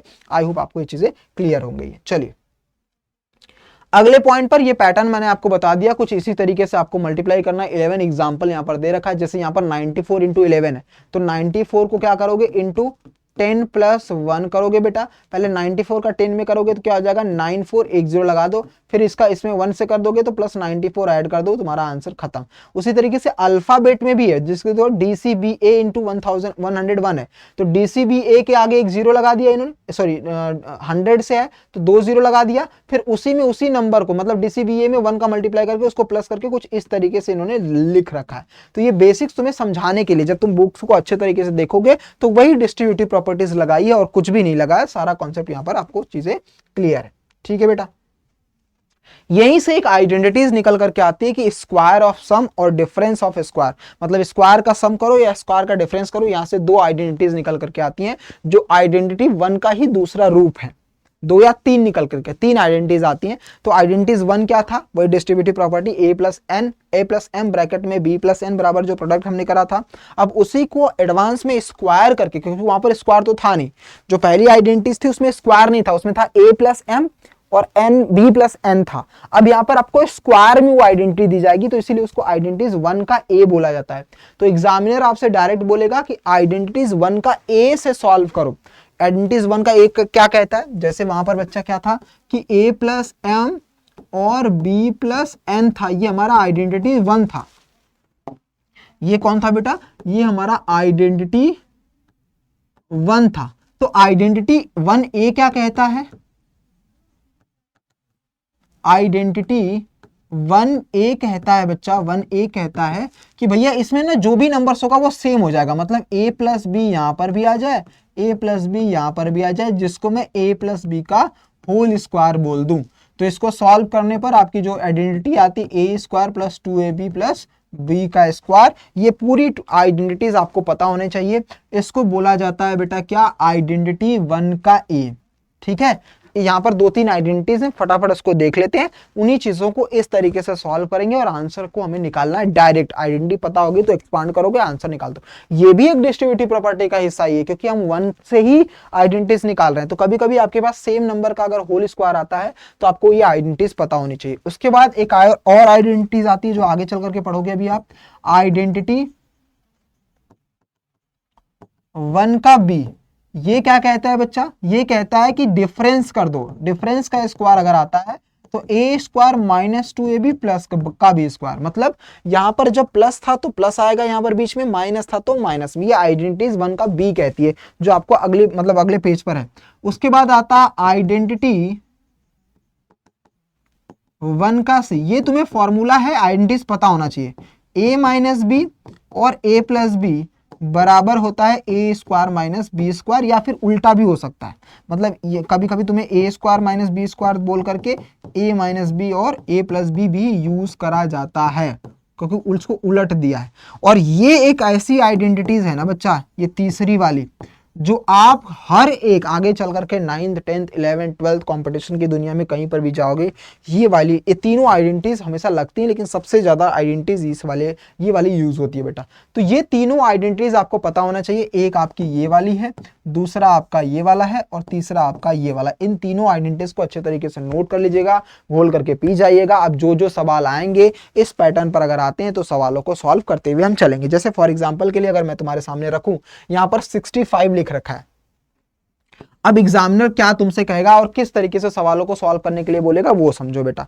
सबसे पहले एग्जामिनर बोलेगा, जैसे मान लो 65 का स्क्वायर, इसको बोलेगा आइडेंटिटी 1 के हेल्प से। आइडेंटिटी ध्यान से समझना, अब मैं इस नए पेज पे समझाता हूं कि आपके पास 65 का स्क्वायर करना है। ठीक है बेटा, तो 65 का मतलब क्या होता है बच्चा? 65 इंटू 65 दो बार हमें प्रोडक्ट करना है, कहने का पर्पज ये है। लेकिन इसने ये बोल दिया कि इसको हमें आइडेंटिटी 1a के हेल्प से सॉल्व करना है बेटा। ठीक है ना, उस हेल्प से। तो हमारा उसका फॉर्मूला क्या होता है बच्चा? हमारा फॉर्मूला होता है a प्लस बी का होल स्क्वायर बराबर, मतलब आइडेंटिटी होती है a square plus 2ab plus का बी स्क्वायर। यही होता है ना? हाँ जी सर जी, यही होता है। तो बस बेटा तुम्हें इतना चीज याद रखना है कि हमें इस 65 को इस पैटर्न पर ब्रेक करना है। अब तुम कुछ भी कर सकते हो। एक बच्चा इसको क्या लिख सकता है, मतलब 2 का सम करके 65 आना चाहिए। वो 60 प्लस 5 भी लिख सकता है, वो 61 प्लस 4 भी लिख सकता है, वो 50 प्लस 15 भी लिख सकता है, वो बेटा 40 प्लस 25 भी लिख सकता है। कुछ भी लिखो, जो तुम्हारी मर्जी रहे बेटा, जो मर्जी रहे। बस तुम्हें इतना याद रखना है कि 2 को सम करके तुम्हें 65 लाना है, ताकि हम अपनी आइडेंटिटी में कन्वर्ट कर सके इस नंबर को आइडेंटिटी 1a में, ताकि हम सॉल्यूशंस तक पहुंच जाएं। फिलहाल हम इसमें से कौन सा ऑप्ट करते हैं और कौन हमारे लिए इजी रहता है ये मैं बता देता हूं। तो बेटा जो भी नंबर तुम्हारे पास दिया जाता है ना, उस नंबर के सबसे निकटतम जीरो के पास जाया करो। उससे इजी क्या होगा बच्चा कि वो 2 पार्ट में ब्रेक हो जाता है और आप जल्दी से कैलकुलेशन, ज्यादा आपको कैलकुलेशन करनी नहीं पड़ती। वरना आप अगर ज्यादा डिफरेंस वाले जैसे 50 और 25 लोगे तो 25 का स्क्वायर आपको पता ही नहीं क्या होता, फिर मल्टीप्लाई करना पड़ेगा, टाइम लगेगा। लेकिन आपने जब देखा तो यहाँ पर 60 प्लस 5 कर दोगे तो ये इजी है, 5 का स्क्वायर आप निकाल सकते हो। तो यहाँ पर फॉर्मूला क्या है? A square plus 2ab plus b square है। तो इसको हम ए मानेंगे बच्चा, इसको हम बी मानेंगे। ध्यान से समझना, एक बार समझ लिया हर सवाल को तुम उड़ा दोगे। ए क्या है बच्चा? 60 है। बी क्या है बच्चा? 5 है। तो यहाँ के इस सिनारियो में हम ए की वैल्यू क्या रखेंगे? 60 का स्क्वायर, क्योंकि ए था बेटा, प्लस 2 इंटू ए की वैल्यू क्या है? 60 है, हमने लिख दिया। बी क्या है बच्चा? 5 है, हमने लिख दिया, प्लस बी का स्क्वायर। बी हमने क्या माना है बच्चा? 5 का स्क्वायर। समझ में आया मैंने क्या बोला? फिर से बता रहा हूं, ध्यान समझना। सबसे पहले 65 को 2 टर्म में तोड़ो, क्योंकि इसने आइडेंटिटी 1 बोला है। अभी इसी को मैं आइडेंटिटी 1 का बी से भी सॉल्व करवाऊंगा। ठीक है, चिंता मत करना, दोनों को दोनों तरीके से सॉल्व करवाऊंगा ताकि तुम्हें कंफ्यूजन कुछ भी ना रहे और ताकि तुम क्वेश्चंस की प्रैक्टिस कर सको। तो आइडेंटिटी 1A के हिसाब से मैंने क्या करा, पहले नंबर को प्लस में तोड़ा क्योंकि आइडेंटिटी 1 कहती है प्लस करना है, तो मैंने 60 + 5 करा। अब इसमें पहले वाले को A माना, दूसरे को B, क्योंकि हमारा फॉर्मूला आइडेंटिटी ही वही है। तो A का इसमें तो क्या था, A का स्क्वायर, A को हमने 60 माना तो 60 का स्क्वायर हो गया, प्लस 2 × A × B है तो 2 × A की वैल्यू 60 रखा, B की वैल्यू 5, यहां पर हमने मल्टीप्लाई कर दिया, प्लस B का स्क्वायर, B का स्क्वायर क्या है 5 का स्क्वायर। अब 60 × 60 का 2 बार मल्टीप्लाई करोगे, प्लस 2 5 × 10 6 कितना होता है 600, मतलब इन तीनों का मल्टीप्लाई करोगे, प्लस 5 का स्क्वायर कितना होता है 25 होता है। ये मल्टीप्लाई करोगे कितना होगा 60 का 3600, मल्टीप्लाई करके देख लेना बेटा, प्लस ये हो जाएगा 600, प्लस हो जाएगा 25, इसको ऐड कर दो बेटा तो 36 6 4200, तो ये हो जाएगा 4225, ये हो बच्चा 65 का स्क्वायर। ये क्या है मेरे चैंपियन, ये आपका 65 का स्क्वायर 4225, जो कि आपके सामने यहाँ पर देखोगे तो यहाँ पर लिखा भी है, एक्सपांड करके इन्होंने लास्ट में दिखाया तो नहीं है वैसे, लेकिन मैंने आपको आंसर यहाँ पर लिखा है 4225 स्क्वायर यूनिट्स। आप लोग ध्यान से इसको देखोगे तो आपका आंसर निकल करके आ जाएगा। समझ में आ गया, यानी इसी सवाल को हमने किससे सॉल्व करा, आइडेंटिटीज 1 से। अब अगर मान लो 65 स्क्वायर को आइडेंटिटीज 1 का B से सॉल्व करने के लिए बोला जाए, किससे बेटा,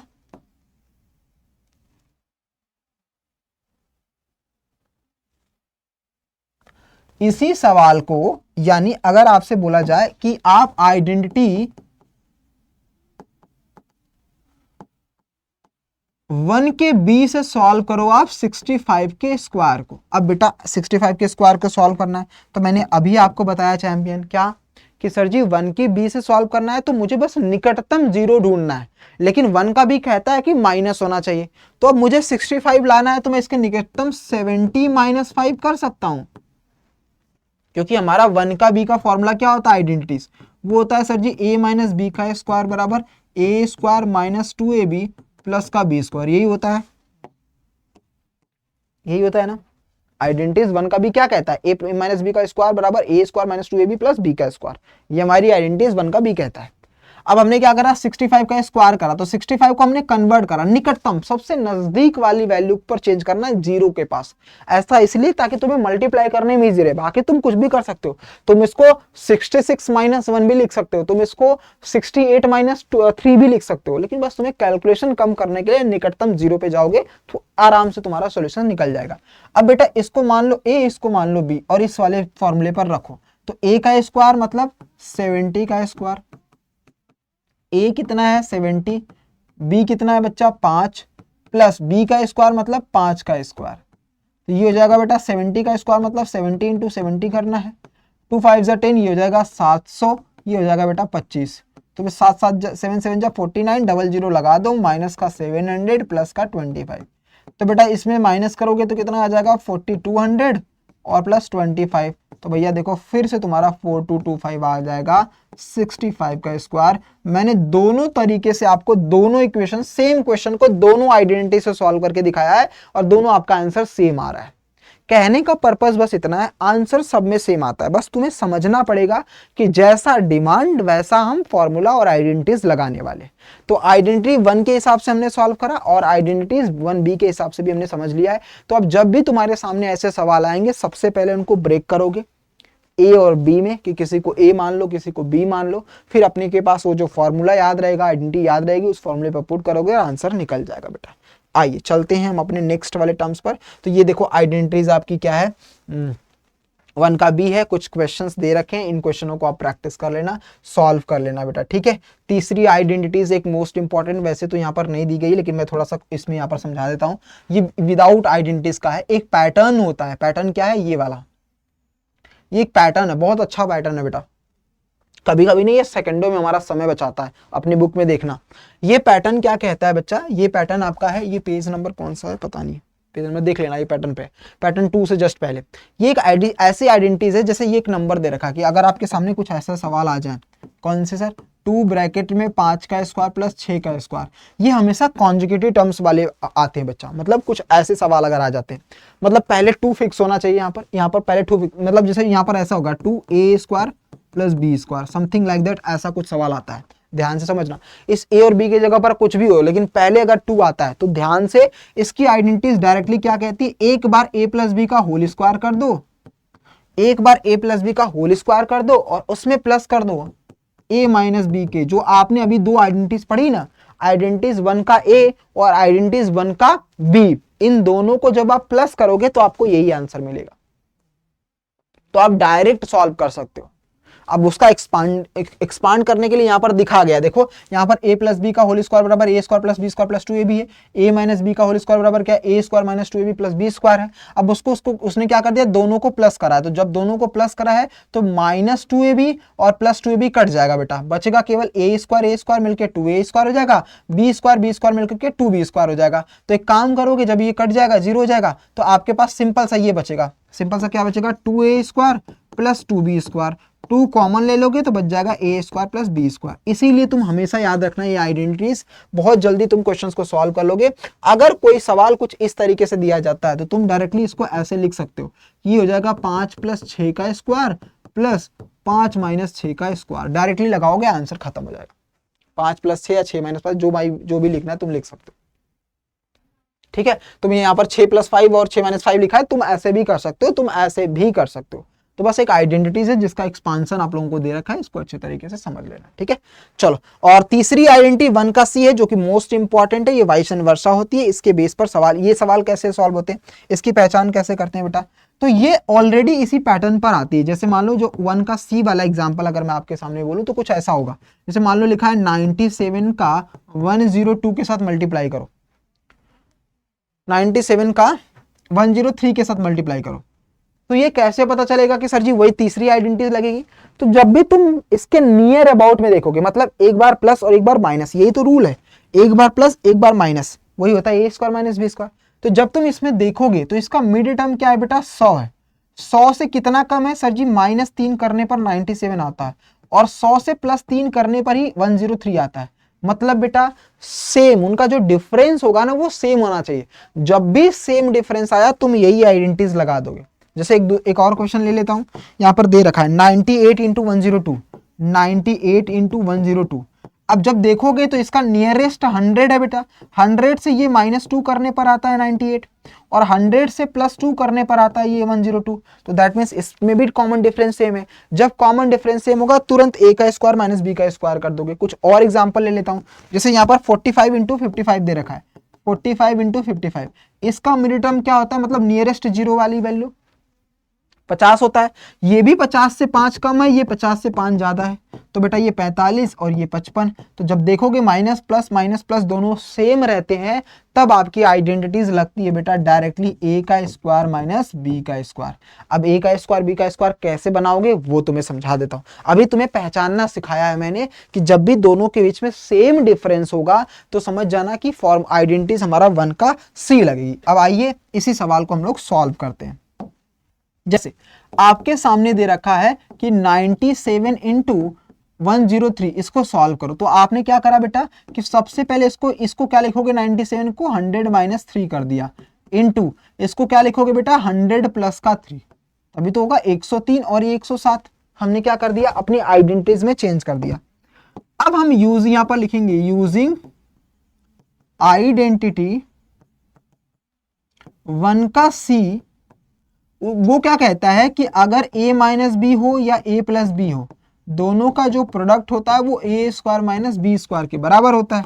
तो भैया एक काम करो, हमने क्या चेक करा, हमने देखा कि a, इसको a मान लेता हूं, इसको b, इसको a, इसको b। अच्छा, a और b तभी मानेंगे जब दोनों ब्रैकेट में सेम टाइप के नंबर हो, माइनस प्लस अलग होगा चलेगा।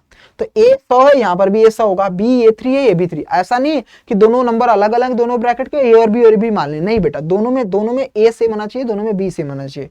तो मैंने क्या करा बच्चा, a minus b a plus b, मतलब क्या करेंगे यूजिंग आइडेंटिटीज, a का स्क्वायर, a क्या माना है 100, 100 का स्क्वायर माइनस b का स्क्वायर, b क्या है बच्चा 3 का स्क्वायर। यानी मैं जब सॉल्व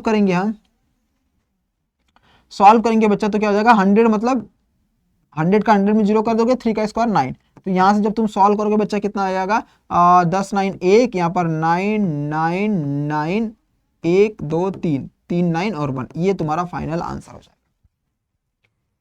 समझ में आ गई बात। तो जब भी ऐसे सवाल तुम्हारे सामने आते हैं सबसे पहले चेक करो कि क्या उन दोनों के बीच में कॉमन डिफरेंस सेम है, और अगर सेम नहीं है तो भैया तुम आइडेंटिटी 1 का ए 1 का बी लगाओ, और अगर सेम है तो 1 का सी लगाओ और क्वेश्चन को उड़ा दो। आई होप बेटा आप लोगों को ये सारी चीजें क्लियर हो रही हैं।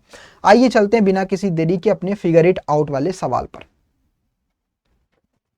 ठीक है, ठीक है बच्चा। आप बहुत सारे एग्जांपल्स दे रखे हैं, इन एग्जांपल को सॉल्व करोगे तो आपको सारी चीजें क्लियर हो जाएंगी। मैं सारे कॉन्सेप्ट आपको पढ़ाता चल रहा हूं। यहाँ पर क्या लिखा है, विच इज ग्रेटर, इन दोनों में पूछ रहा है कौन सा ग्रेटर है। तो बेटा जब तुम जरा ध्यान से देखो, ये a माइनस बी का होल स्क्वायर है और ये है बेटा b माइनस ए का होल स्क्वायर। अगर मैं इसमें से माइनस कॉमन ले लूं तो ये भी माइनस ए बी का होल स्क्वायर हो जाएगा ना भैया। अगर मैं इसमें से माइनस कॉमन ले लूं तो इस b को माइनस कर देगा, a को प्लस कर देगा।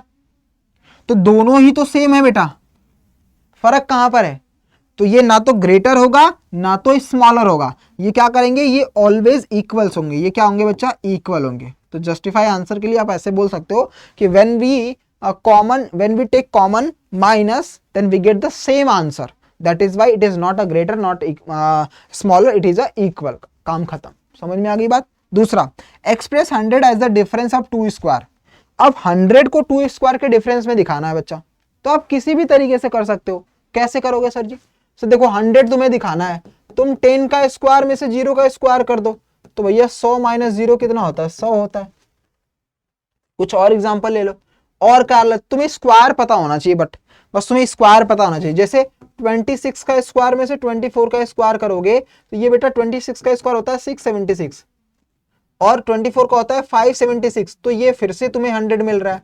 तो उसके लिए तुम्हें 1 से लेकर के 30 तक स्क्वायर, इसलिए मैंने पहले चैप्टर में बोला था, पहले चैप्टर में कि 1 से लेकर के 30 तक स्क्वायर पता होना चाहिए और 1 से लेकर के 15 तक क्यूब पता होना चाहिए।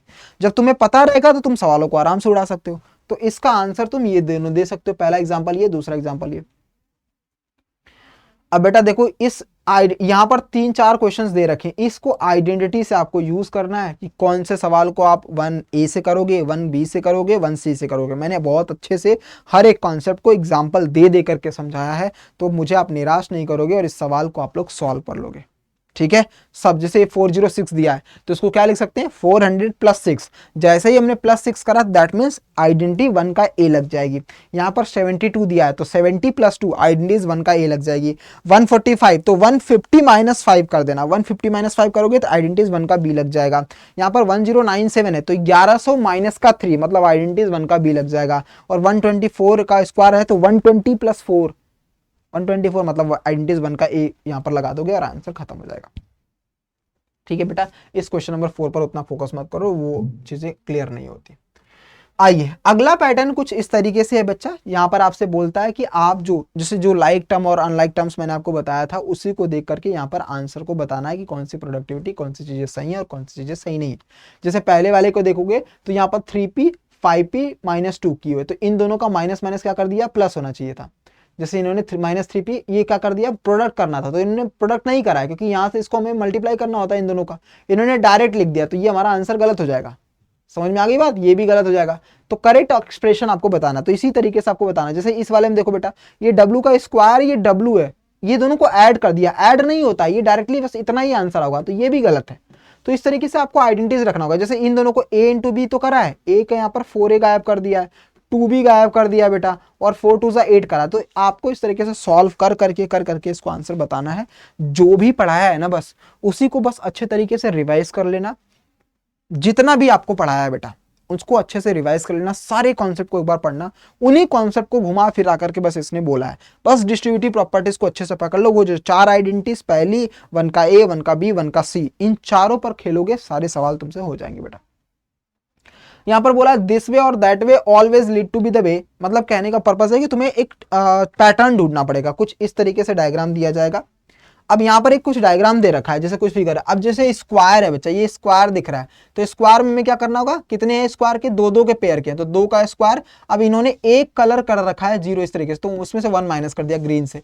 यहाँ पर स्क्वायर कितने का, 3 इधर भी है, 3 इससे भी है, तो 3 का स्क्वायर -1 एक कलर किया है। यहाँ पर 4 का स्क्वायर -1, यहाँ पर 5 का स्क्वायर -1, तो एक पैटर्न बोला है। तो ऐसे ही अगर कितना बन जाएगा तो k+1 मतलब एक प्लस 1 करके करते चले जाएगा स्टेप k तक। दूसरा मेथड ये कहता है कि जिस पर बॉक्स बना उस पर ध्यान दो, 1 यहाँ पर 1 रखा, और ग्रीन जो बोला वो 2 है तो 2 इंटू 1 कर लिया। अब बॉक्स कितने बने, 2 पर बने, और दोनों स्क्वायर है तो 2 का स्क्वायर, यहाँ पर 2 बने, यहाँ पर 2 ने, तो 2 इंटू 2। फिर यहाँ पर देखो बेटा तो 3 का 3, 3 और 3 ऐसे, तो 3 का स्क्वायर, और 3 इधर भी है 3 इधर भी है, तो 3 2 बार है, तो 2 इंटू 3, यहाँ पर 2 इंटू 2 मतलब दो का पेयर जो बना था वो 2 बार था, यानी जो ग्रीन है वो 2 ग्रीन है, तो 2 इंटू 3। यहाँ पर ग्रीन 3 है, मतलब वैसे तो 2 ही ग्रीन है तो 2, लेकिन उस ग्रीन में कितने कितने हैं, 3 का पेयर, तो 2 इंटू 3।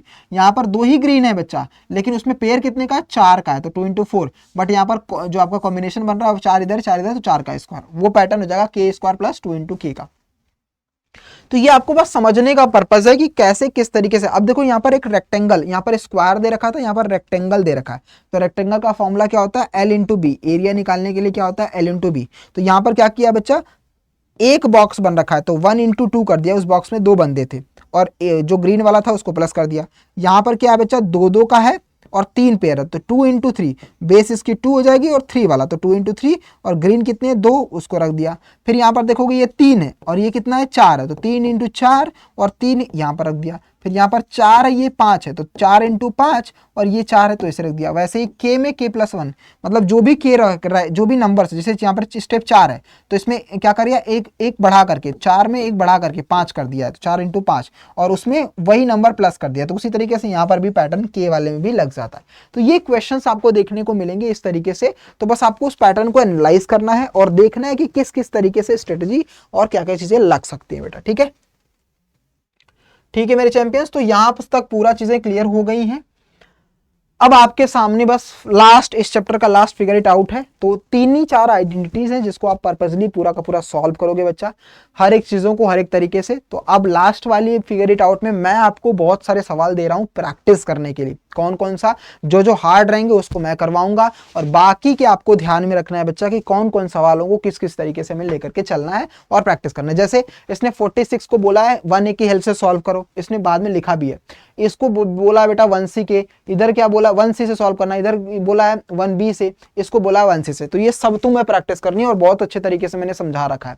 उसके बाद बोलता है कौन सी आइडेंटिटी इसमें लगेगी बेटा, देखो यहाँ पर P-1 P+1 है, सॉरी P+11 है, तो आपको डिस्ट्रीब्यूटिव प्रॉपर्टी से कोई आइडेंटिटीज अगर लगती तो लगाओ, नहीं लगती तो डिस्ट्रीब्यूटिव प्रॉपर्टी मतलब डायरेक्ट मल्टीप्लाई। तो देखो बेटा ये दोनों नंबर सेम नहीं है, कोई आइडेंटिटीज नहीं लग सकती, तो इसका मतलब P का P से, फिर P का 11, 1 का P से 1 का 11, मतलब डिस्ट्रीब्यूटिव प्रॉपर्टी लगा दोगे।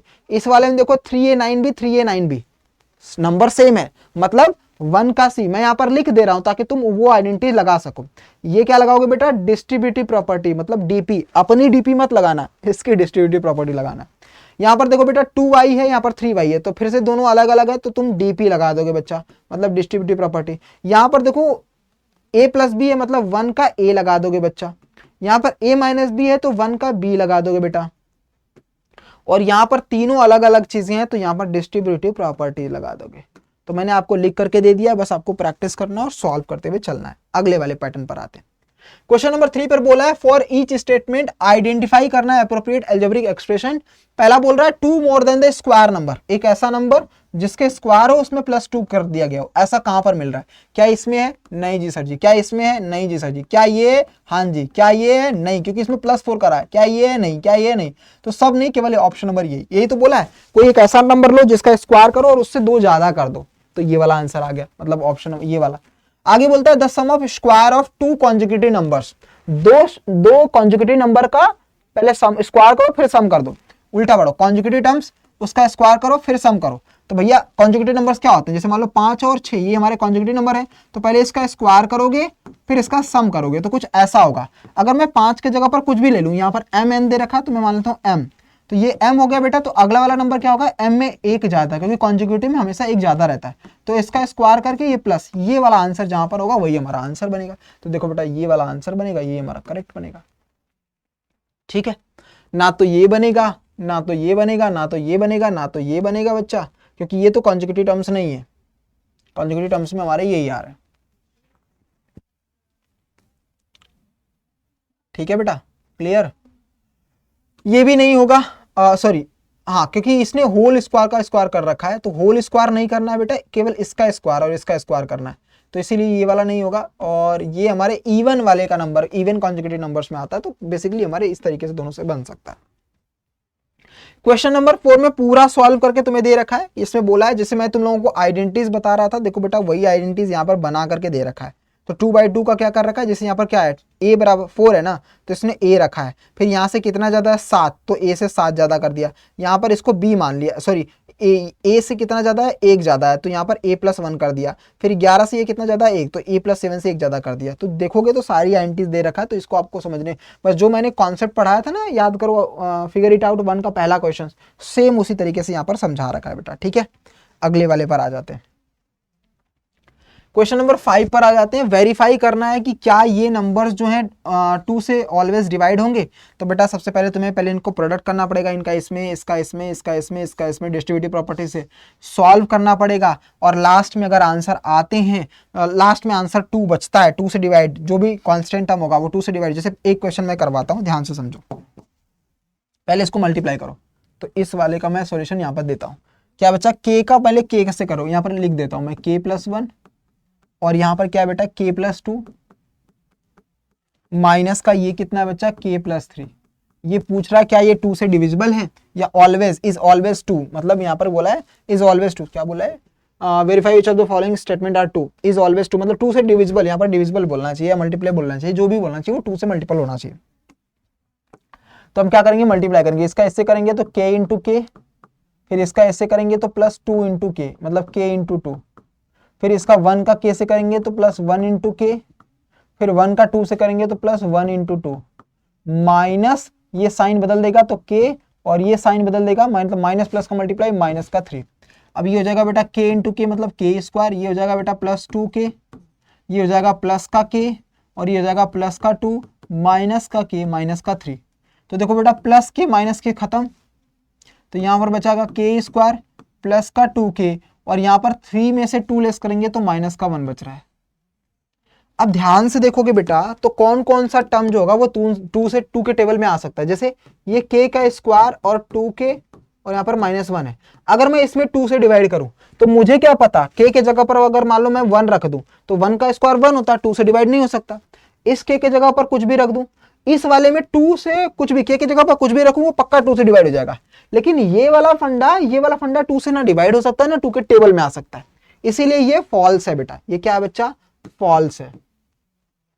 तो इसी तरीके से तुम मल्टीपल ऑफ 4 बोला है तो इसको सॉल्व करोगे मल्टीप्लाई करके, और हर एक टर्म में देखोगे जिसमें 4 का टेबल, मतलब पहले अगर 4 लिखा होगा वो हो सकता है, अगर इन सब में से किसी एक में भी नहीं हुआ तो वो भी क्या हो जाएगा, फॉल्स। वैसे तुम सॉल्व करोगे तो ये क्लियरली दिख रहा है बेटा, क्योंकि 3 1 जा 3, 3 में से 1 लेस करोगे 2 आता है, और 2 4 के टेबल में नहीं आता, 2 के टेबल में 4 जरूर आता है, 4 के टेबल में 2 नहीं आता, इसीलिए ये भी हमारा क्या हो जाएगा, फॉल्स हो जाएगा। तुम लोग मल्टीप्लाई करके देख लेना। इन्होंने क्या बोला, square of even numbers are multiply of 4 and square of odd number are 1 more than the multiple of 8। आपको ये क्या बोल रहा है कि स्क्वायर ऑफ इवन नंबर को हम 2m से बोलते हैं, 2m बोलते हैं, 2a बोलते हैं, कुछ भी। Square of even numbers are multiple of 4, square of even number का स्क्वायर कर दिया जो कि मल्टीपल ऑफ 4 हो, तो 4 का मल्टीपल के साथ क्या कर सकते हैं हम, 4m हो जाएगा।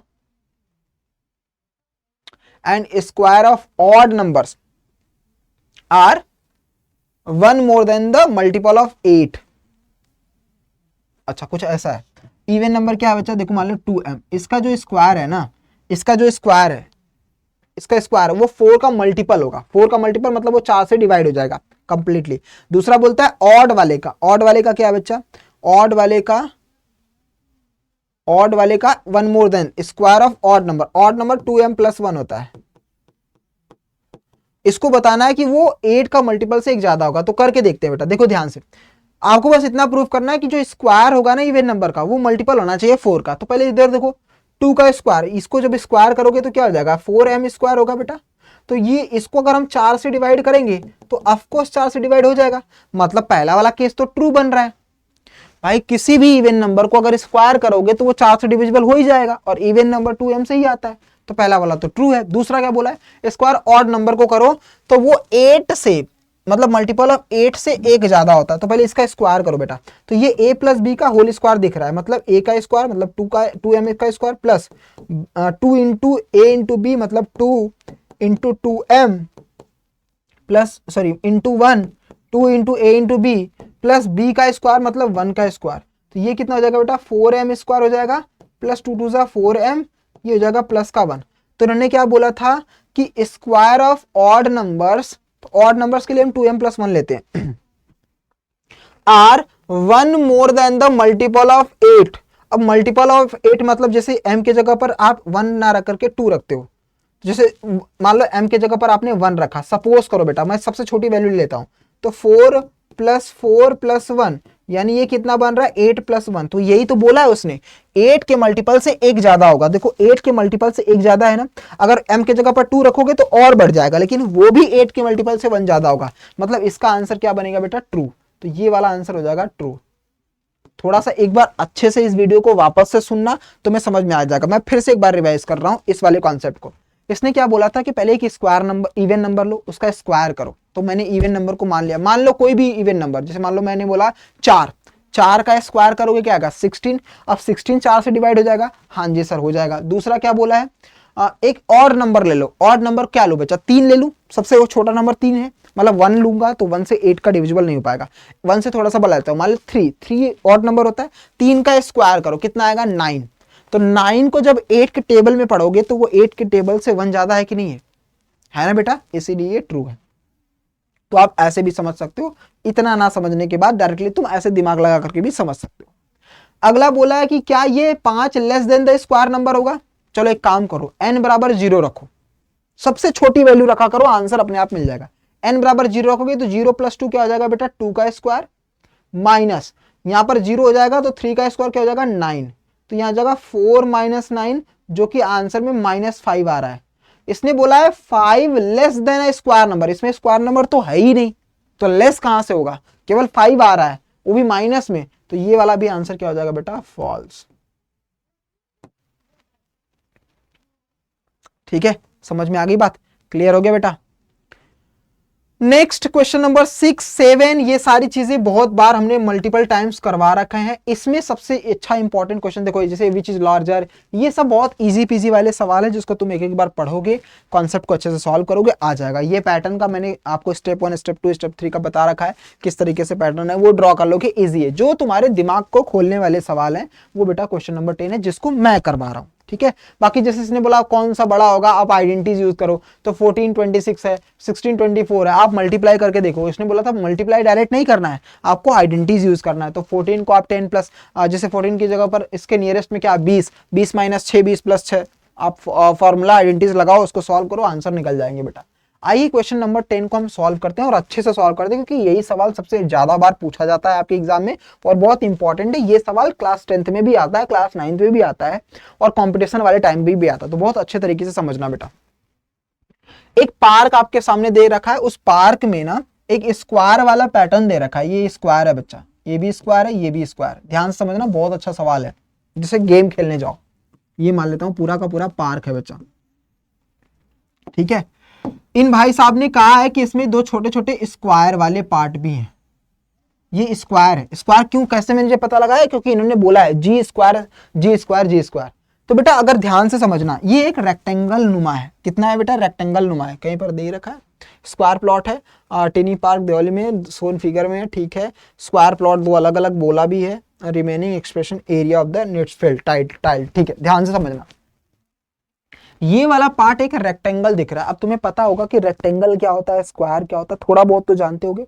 रेक्टेंगल का मतलब क्या होता है, जिसमें आमने सामने की साइडें बराबर होती हैं, मतलब ये वाला पार्ट इसके बराबर, ये वाला पार्ट इसके बराबर होता है, यही होता है रेक्टेंगल का बेसिक पर्पस। और जो हमारा स्क्वायर होता है उसमें चारों साइडें क्या होती हैं, बराबर होती हैं। और उसका एरिया, अगर आपके पास, ध्यान से समझना बेटा, अगर रेक्टेंगल का एरिया अगर आपसे पूछा जाता है तो आप L इंटू बी करते हो, और अगर आपके पास स्क्वायर का एरिया दिया जाता है बेटा तो वो होता है साइड इंटू साइड, मतलब साइड का स्क्वायर, या ऐसे बोल सकते हो साइड का स्क्वायर। यहां पर भाई साहब ने जी का स्क्वायर दे रखा है, जी का स्क्वायर मतलब इसकी वैल्यू, साइड का स्क्वायर जी का स्क्वायर दे रखा है। तो तुम यहां से क्या निकाल सकते हो, सर जी मैं साइड तो निकाल ही सकता हूं, साइड बराबर क्या हो जाएगी जी, क्योंकि बेटा देखो स्क्वायर स्क्वायर से कट जाएगा, साइड बराबर क्या मिल जाएगी, जी मिल जाएगी। तो तुम्हें पता है कि इसकी वैल्यू, इस साइड की वैल्यू कितना हो गया जी, इसकी भी क्या हो गया जी, इसका भी क्या हो गया जी, इसका भी क्या हो जाएगा जी, और सेम ये भी है बेटा, तो ये भी जी हो जाएगा, ये भी जी हो जाएगा, ये भी जी हो जाएगा बेटा, और ये भी जी हो जाएगा। तो मुझे एक चीज तो क्लियर हो गई है कि मुझे जी स्क्वायर की साइड पता चल गया है। बस मुझे इस रेक्टेंगल का, क्योंकि मुझे इस पूरे रेक्टेंगल का एरिया निकालना है। पूछ तो रहा है ना, find the area that needs to be tiled. इस पूरे एरिया का निकालना है मुझे, मतलब इस पूरे रेक्टेंगल का एरिया निकालना है मुझे। एरिया इसका हम निकाल सकते हैं क्योंकि उसने एरिया दे ही रखा है जी स्क्वायर का। अब इन्होंने कुछ विड्थ और लेंथ भी दे रखा है कि मतलब ऊपर की तरफ W है, मतलब यहां से जो लाइनें हैं, ध्यान से देखना बेटा, ध्यान से देखोगे तभी समझ में आ जाएगा बेटा। ये जो लाइनें है बेटा, ये W है, मतलब इतनी दूरी, ये जो दूरी ऊपर दिख रही है ये भी W है, पूरा का पूरा W है, ठीक है बेटा। और ये भी नीचे है ना, वो भी दे रखा है W है, कितना W, तो ये भी पूरा का पूरा नीचे वाला कितना है बेटा, W है, हर तरफ W है, ये भी W है, यहां से यहां तक W है बेटा, यहां पर भी W है, मतलब पूरा ये पूरी लाइन W है, ये पूरी लाइन W है। और इसने बोल रखा है कि ये वाला जो हिस्सा है ना, ये वाला हिस्सा, ये वाला हिस्सा, ये वाला हिस्सा, ये वाला हिस्सा, ये भी W के कैटेगरीज में बन रहा है, क्योंकि इसने बोला है ना, each of area G square will have a green cover दिख रहा है, all the remaining area is walking path W। जितने भी इस ग्रीन को छोड़ करके जितने भी वॉकिंग पाथ है, मतलब ये वाला हिस्सा भी, ये वाला हिस्सा भी, ये वाला हिस्सा, ये वाला हिस्सा, ये वाला हिस्सा, ये वाला, सब चारों तरफ क्या है बेटा, W है। बस इसमें एक चीज मेंशन कर रखा है, इसमें एक चीज मेंशन क्या रखा है बच्चा, कि देखो इसमें दो पार्ट बन रहे हैं, ध्यान से देखोगे तो इसमें दो पार्ट बन रहे हैं, मतलब ये भी W, ये भी W, ये भी W, ये भी W।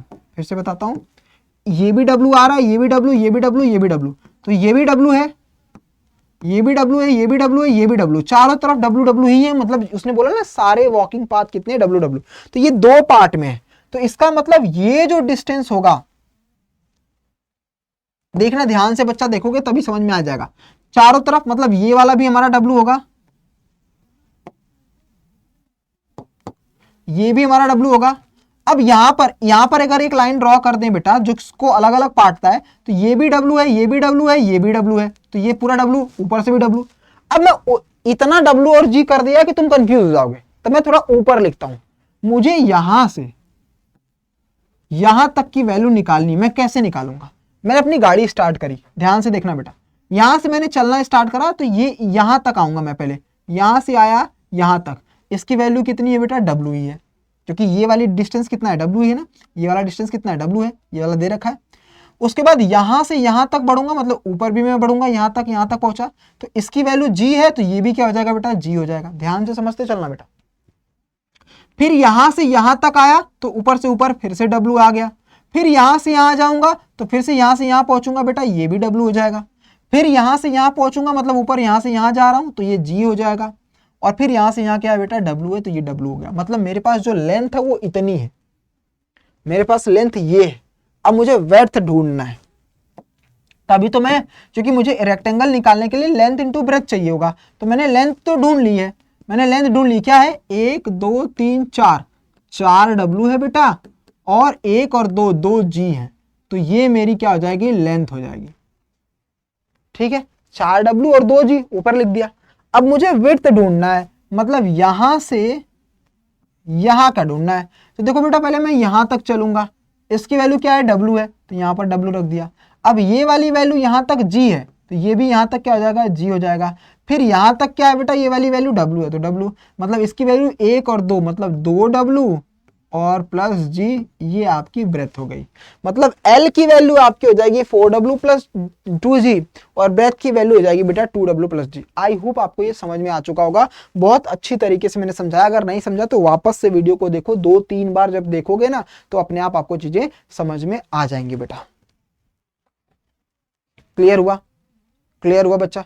तो ये जो आपको क्वेश्चन मैं करवा रहा हूं ना, ये टफेस्ट क्वेश्चन है उन बच्चों के लिए जो प्रॉब्लमेटिक बनता है। बाकी के क्वेश्चन से तुम किसी भी तरीके से निपटा लोगे, अगर कॉन्सेप्ट अच्छे से पढ़ लिया है तो। ठीक है, तो अगर आपको लगता है कि सर 1-2 सवाल नहीं आते, आप कमेंट में लिख देना कि सर वो वाले सवाल का बता दो, तो उस वाले सवाल का मैं शॉर्ट बना करके आपको वीडियो दे दूंगा। जैसे मान लो अगर आपको लगता है कि सर ये वाला क्वेश्चन मुझे नहीं आ रहा है, तो इसका मैं 1 से 1.5 मिनट के अंदर एक शॉर्ट बना करके वीडियो अपलोड कर दूंगा, तुम देख लेना।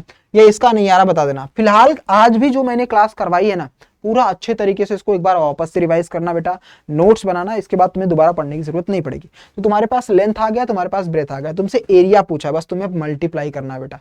और जैसे मल्टीप्लाई करने की बात आएगी तुम क्या करोगे, तुम लगाओगे डिस्ट्रीब्यूटिव प्रॉपर्टीज। तो यहां पर हम लिखेंगे बेटा देयरफॉर एरिया ऑफ क्या है, पार्क है, क्या है, area of park, area of park बराबर एरिया ऑफ पार्क बराबर होगा L इंटू बी। तो L की वैल्यू क्या आई है बच्चा, L की वैल्यू आई है सर जी 4W प्लस 2G और ब्रेथ की वैल्यू आई है 2W प्लस G। बस अब इसी का मल्टीप्लाई करना है, लगाओ दिमाग। सर जी इसको उठाएंगे पहले इसके साथ मल्टीप्लाई करेंगे, तो 4W प्लस 2W, फिर इस वाले बंदे का इसके साथ मल्टीप्लाई करेंगे, प्लस सॉरी मल्टीप्लाई होगा ना 4W इंटू 2W, इसका इसके साथ मल्टीप्लाई करेंगे तो प्लस 4W इंटू G, फिर इस वाले बंदे को उठाएंगे इसके साथ मल्टीप्लाई करेंगे प्लस 2G इंटू 2W, फिर इस वाले बंदे को उठाएंगे इस वाले के साथ मल्टीप्लाई करेंगे, तो कितना हो जाएगा बेटा, कितना हो जाएगा बेटा 2G इंटू जी मतलब प्लस 2G इंटू जी हो जाएगा। मतलब ये हो जाएगा बच्चा टोटल 4 2 जा 8 और 2W है तो W का स्क्वायर, फिर क्या हो जाएगा बेटा ये इसको मल्टीप्लाई करूंगा तो 4WG आ जाएगा, इसको मल्टीप्लाई करूंगा तो 2 2 जा कितना हो जाएगा बेटा 2 2 जा 4WGAP आ जाएगा, GW करो चाहे WG करो, प्लस यहाँ पर क्या आ जाएगा बेटा 2G स्क्वायर क्योंकि G 2 बार है। अब ये दोनों देखो बेटा सेम फैमिली से, तो इसको मैं लिख सकता हूँ 8W square plus 8WG plus का 2G square.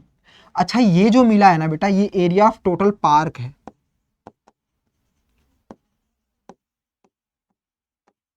Area of park, area of park कौन सा, ध्यान से देखना बेटा, एरिया ऑफ पार्क मतलब, एरिया ऑफ पार्क मतलब बेटा ये वाला पूरा हिस्सा, इस पूरे हिस्से का हमने एरिया निकाल दिया है।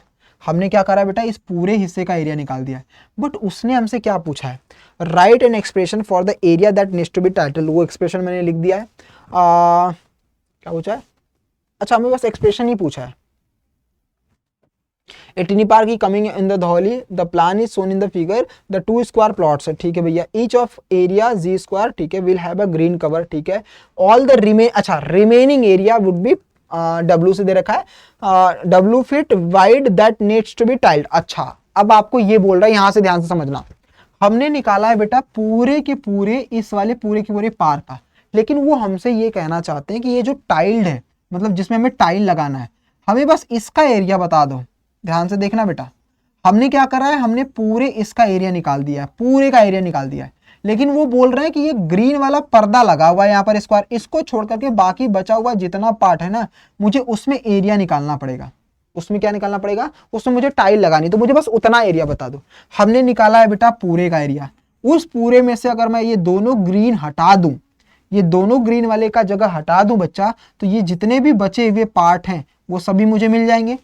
यस तो इसका मतलब क्या है बच्चा कि एरिया ऑफ स्क्वायर कितना है, जो क्वेश्चन में दे रखा है, एरिया ऑफ स्क्वायर कितना था बेटा, साइड हमने निकाल दिया था, एरिया ऑफ स्क्वायर कितना था जी का स्क्वायर, लेकिन दो है बच्चा तो स्क्वायर हो जाएगा 2 इंटू जी स्क्वायर, तो ये हो जाएगा बेटा 2G स्क्वायर। मतलब जो ये एरिया ऑफ ग्रीन जो कवर है, ये जो ग्रीन कवर है बच्चा, इसका कितना हो जाएगा 2 इंटू जी स्क्वायर। जी स्क्वायर क्यों बेटा, क्योंकि एक का जी स्क्वायर है तो दो ऐसे हैं तो 2 इंटू जी स्क्वायर कर दिया, तो ये हो जाएगा बेटा एरिया ऑफ ग्रीन। यहां पर आप लिख सकते हो कि एरिया ऑफ ग्रीन कवर, तो एरिया ऑफ ग्रीन कवर दो है, एक का अगर जी स्क्वायर है तो दो का कितना हो जाएगा 2G स्क्वायर। अब पूरे में से इस ग्रीन वाले कवर को हटा दोगे तभी तो ये येलो वाला मिल जाएगा, तो बस यहां पर आपको करना है therefore area of needs area of क्या बोला है, एरिया ऑफ पार्क ही बोला है ना, expression for the area that needs to be tile. तो हम यहां पर करेंगे एरिया ब्रैकेट में नीड टू बी टाइल्ड वाला फंक्शन करने के लिए हम क्या बताएंगे बच्चा कि इस वाले में एरिया ऑफ पार्क में से बच्चा माइनस कर देंगे एरिया ऑफ ग्रीन कवर को। तो बेटा एरिया ऑफ ये वाला कितना आया है 8WS² plus 8WG plus 2G² में से माइनस कर देंगे 2G²। तो जब आप देखोगे ध्यान से तो ये 2G² से खत्म, तो केवल बचेगा 8W² प्लस 8WG। यही आपका फाइनल आंसर होगा और यहां पर आपका ये पूरा चैप्टर खत्म होता है। देखो बेटा चैप्टर बहुत मस्त है, बहुत अच्छा है और बहुत अलग लेवल पर दे रखा है। क्लास 8th में वैसे नॉर्मली इतना दिया नहीं जाता है, लेकिन जब तुम चैप्टर 1 से लेकर के चैप्टर 6 पर पहुंच जाओगे तो तुम्हारा माइंडसेट वैसे ही सोचते सोचते यहां तक पहुंच चुका है, ब्रॉड बना दिया गया है कि तुम अब सोचो, तुम्हें सोचना है, तुम्हें प्रैक्टिस करनी है। तो अगर जो भी बच्चे इससे पहले वाले चैप्टर्स नहीं देखे, इसी चैनल पर हर एक वीडियो को पार्ट वाइज, ऐसे में फिलहाल 25 मिनट 30 मिनट की वीडियो दे देता था, लेकिन तुम्हारा डिमांड था कि सर वन शॉट में एक बार में ही ना पूरी मैथ्स खत्म कर दो, मतलब एक एक चैप्टर का। तो चैप्टर 6 का वन शॉट हर एक विथ फिगर इट आउट के सारे सवालों को समझाते हुए हर एक चीज को मैंने आपको यहाँ पर समझा दिया है। इस वीडियो को एक बार वापस से सारा देख लेना। मैं वादा करता हूँ बेटा कि अगर एक बार अभी देखा है तुमने मेरे साथ बैठ करके, इसके बाद फिर दोबारा एक बार 2x स्पीड पर भगा भगा कर देख लेना। नोट्स तुमने अभी बना लिया होगा, अगर नहीं बना होगा तो जरूर बना लेना, एक बार और रिवाइज कर लेना। उसके बाद खुद से मैथ्स के मतलब इस चैप्टर के जितने भी सवाल हैं उसको प्रैक्टिस करने का प्रयास करना, देखना तुम सवालों को उड़ा दोगे बच्चा। बाकी अगर कहीं पर भी कोई भी पॉइंट समझ में नहीं आता है तो आप मुझे कमेंट बॉक्स में लिखना कि सर इस वाले पॉइंट को प्रॉपर लिखना कि सर क्लास बहुत अच्छी थी, नहीं अच्छी थी, जैसा भी जो तुम्हें फील होगा वो लिखना कमेंट्स बॉक्स में, और उसमें बोलना कि सर इस वाले पॉइंट्स को मुझे क्लियर नहीं हुआ है तो उसको शॉर्ट के फॉर्म में समझा दो। तो मैं 1-1 मिनट की वीडियो बना दिया करूंगा, 1-1 मिनट का शॉर्ट बना दूंगा ताकि तुम्हारा ज्यादा टाइम ना लगे बेटा। जैसे मान लो तुम्हें कोई एक टॉपिक नहीं समझ में आया, सर इस टॉपिक को एक बार ना शॉर्ट में समझा दो, तो मैं क्या करूंगा 1 सेकंड मतलब 30 सेकंड 40 सेकंड 50 सेकंड में या 1 मिनट के अंदर अंदर उसका शॉर्ट बना दूंगा ताकि तुम समझ पाओ। मान लो कोई सवाल तुमसे नहीं बना हो तो उस सवाल को बोल देना सर पेज नंबर इस पर ये सवाल मुझे नहीं आया है, इसका प्लीज बता दो, तो उस पर मैं उसका सॉल्यूशन शॉर्ट बना करके दे दूंगा ताकि तुम्हारा रिवीजन हो जाए। तो यहां से तुमने वन शॉट से डिटेल में देखो, एक कहने के लिए वन शॉट है, लेकिन मैंने जिस तरीके से पढ़ाया है इस 1 से 1.5 घंटे में 1 घंटे 36 मिनट अभी हो चुके हैं, इसमें अगर आपने अच्छे से फोकस कर लिया ये चैप्टर के बाद तुम ये क्लास सिर्फ क्लास 8 तक नहीं रहेगी, तुम 9th में 10th में 11th में 12th में कहीं पर भी अगर ये टॉपिक आता है, ये सवाल आते हैं, ये टॉपिक्स बनते हैं, इसका कॉन्सेप्ट बनता है, तुम उड़ा करके आओगे बच्चा। ठीक है, बाकी क्लास कैसी लगी जरूर बताना कमेंट बॉक्स में। ठीक है मेरे चैंपियंस, बस अभी फिलहाल के लिए इतना ही। अगला चैप्टर भी आप लोगों को बहुत जल्दी मिल जाएगा, थोड़ा 2-4 दिनों के बाद मिल सकता है, क्योंकि उसके लिए भी टाइम निकालना पड़ता है। ये मैं अभी फिलहाल वैसे भी तुम्हें बहुत लेट दे रहा हूँ, रीज़न बीइंग क्योंकि मुझे मेरे पास स्लॉट ही नहीं बचता बेटा। तुम्हारे जो सीनियर्स हैं क्लास 9th क्लास 10th की स्पेशली उनके एग्जाम चल रहे हैं तो उनकी क्लासेस बहुत हो रही हैं, बट फिर भी मैंने थोड़ा टाइम निकाला क्योंकि तुम्हारे भी एग्जाम अभी आ चुके हैं, कुछ कुछ बच्चों के 1 दिसंबर से ही हैं, तो इसीलिए मैंने आज ये रिकॉर्ड कर दिया है और आपको ये क्लास मिल जाएंगी दिसंबर से पहले पहले, मतलब 1 दिसंबर से पहले पहले क्लास तुम्हें मिल जाएगी। अच्छे से देखो, रिवाइज करो और एग्जाम में मचा के आ जाओ। बाकी कुछ भी दिक्कत रहती है कमेंट बॉक्स में लिखो, और हाँ डिस्क्रिप्शन में मेरा टेलीग्राम है उस पर जुड़ सकते हो, या फिर इंस्टाग्राम पर आनंद विश्वकर्मा 3962 आनंद विश्वकर्मा 3962 मेरा इंस्टाग्राम है, उसको जाकर के ज्वाइन कर लो।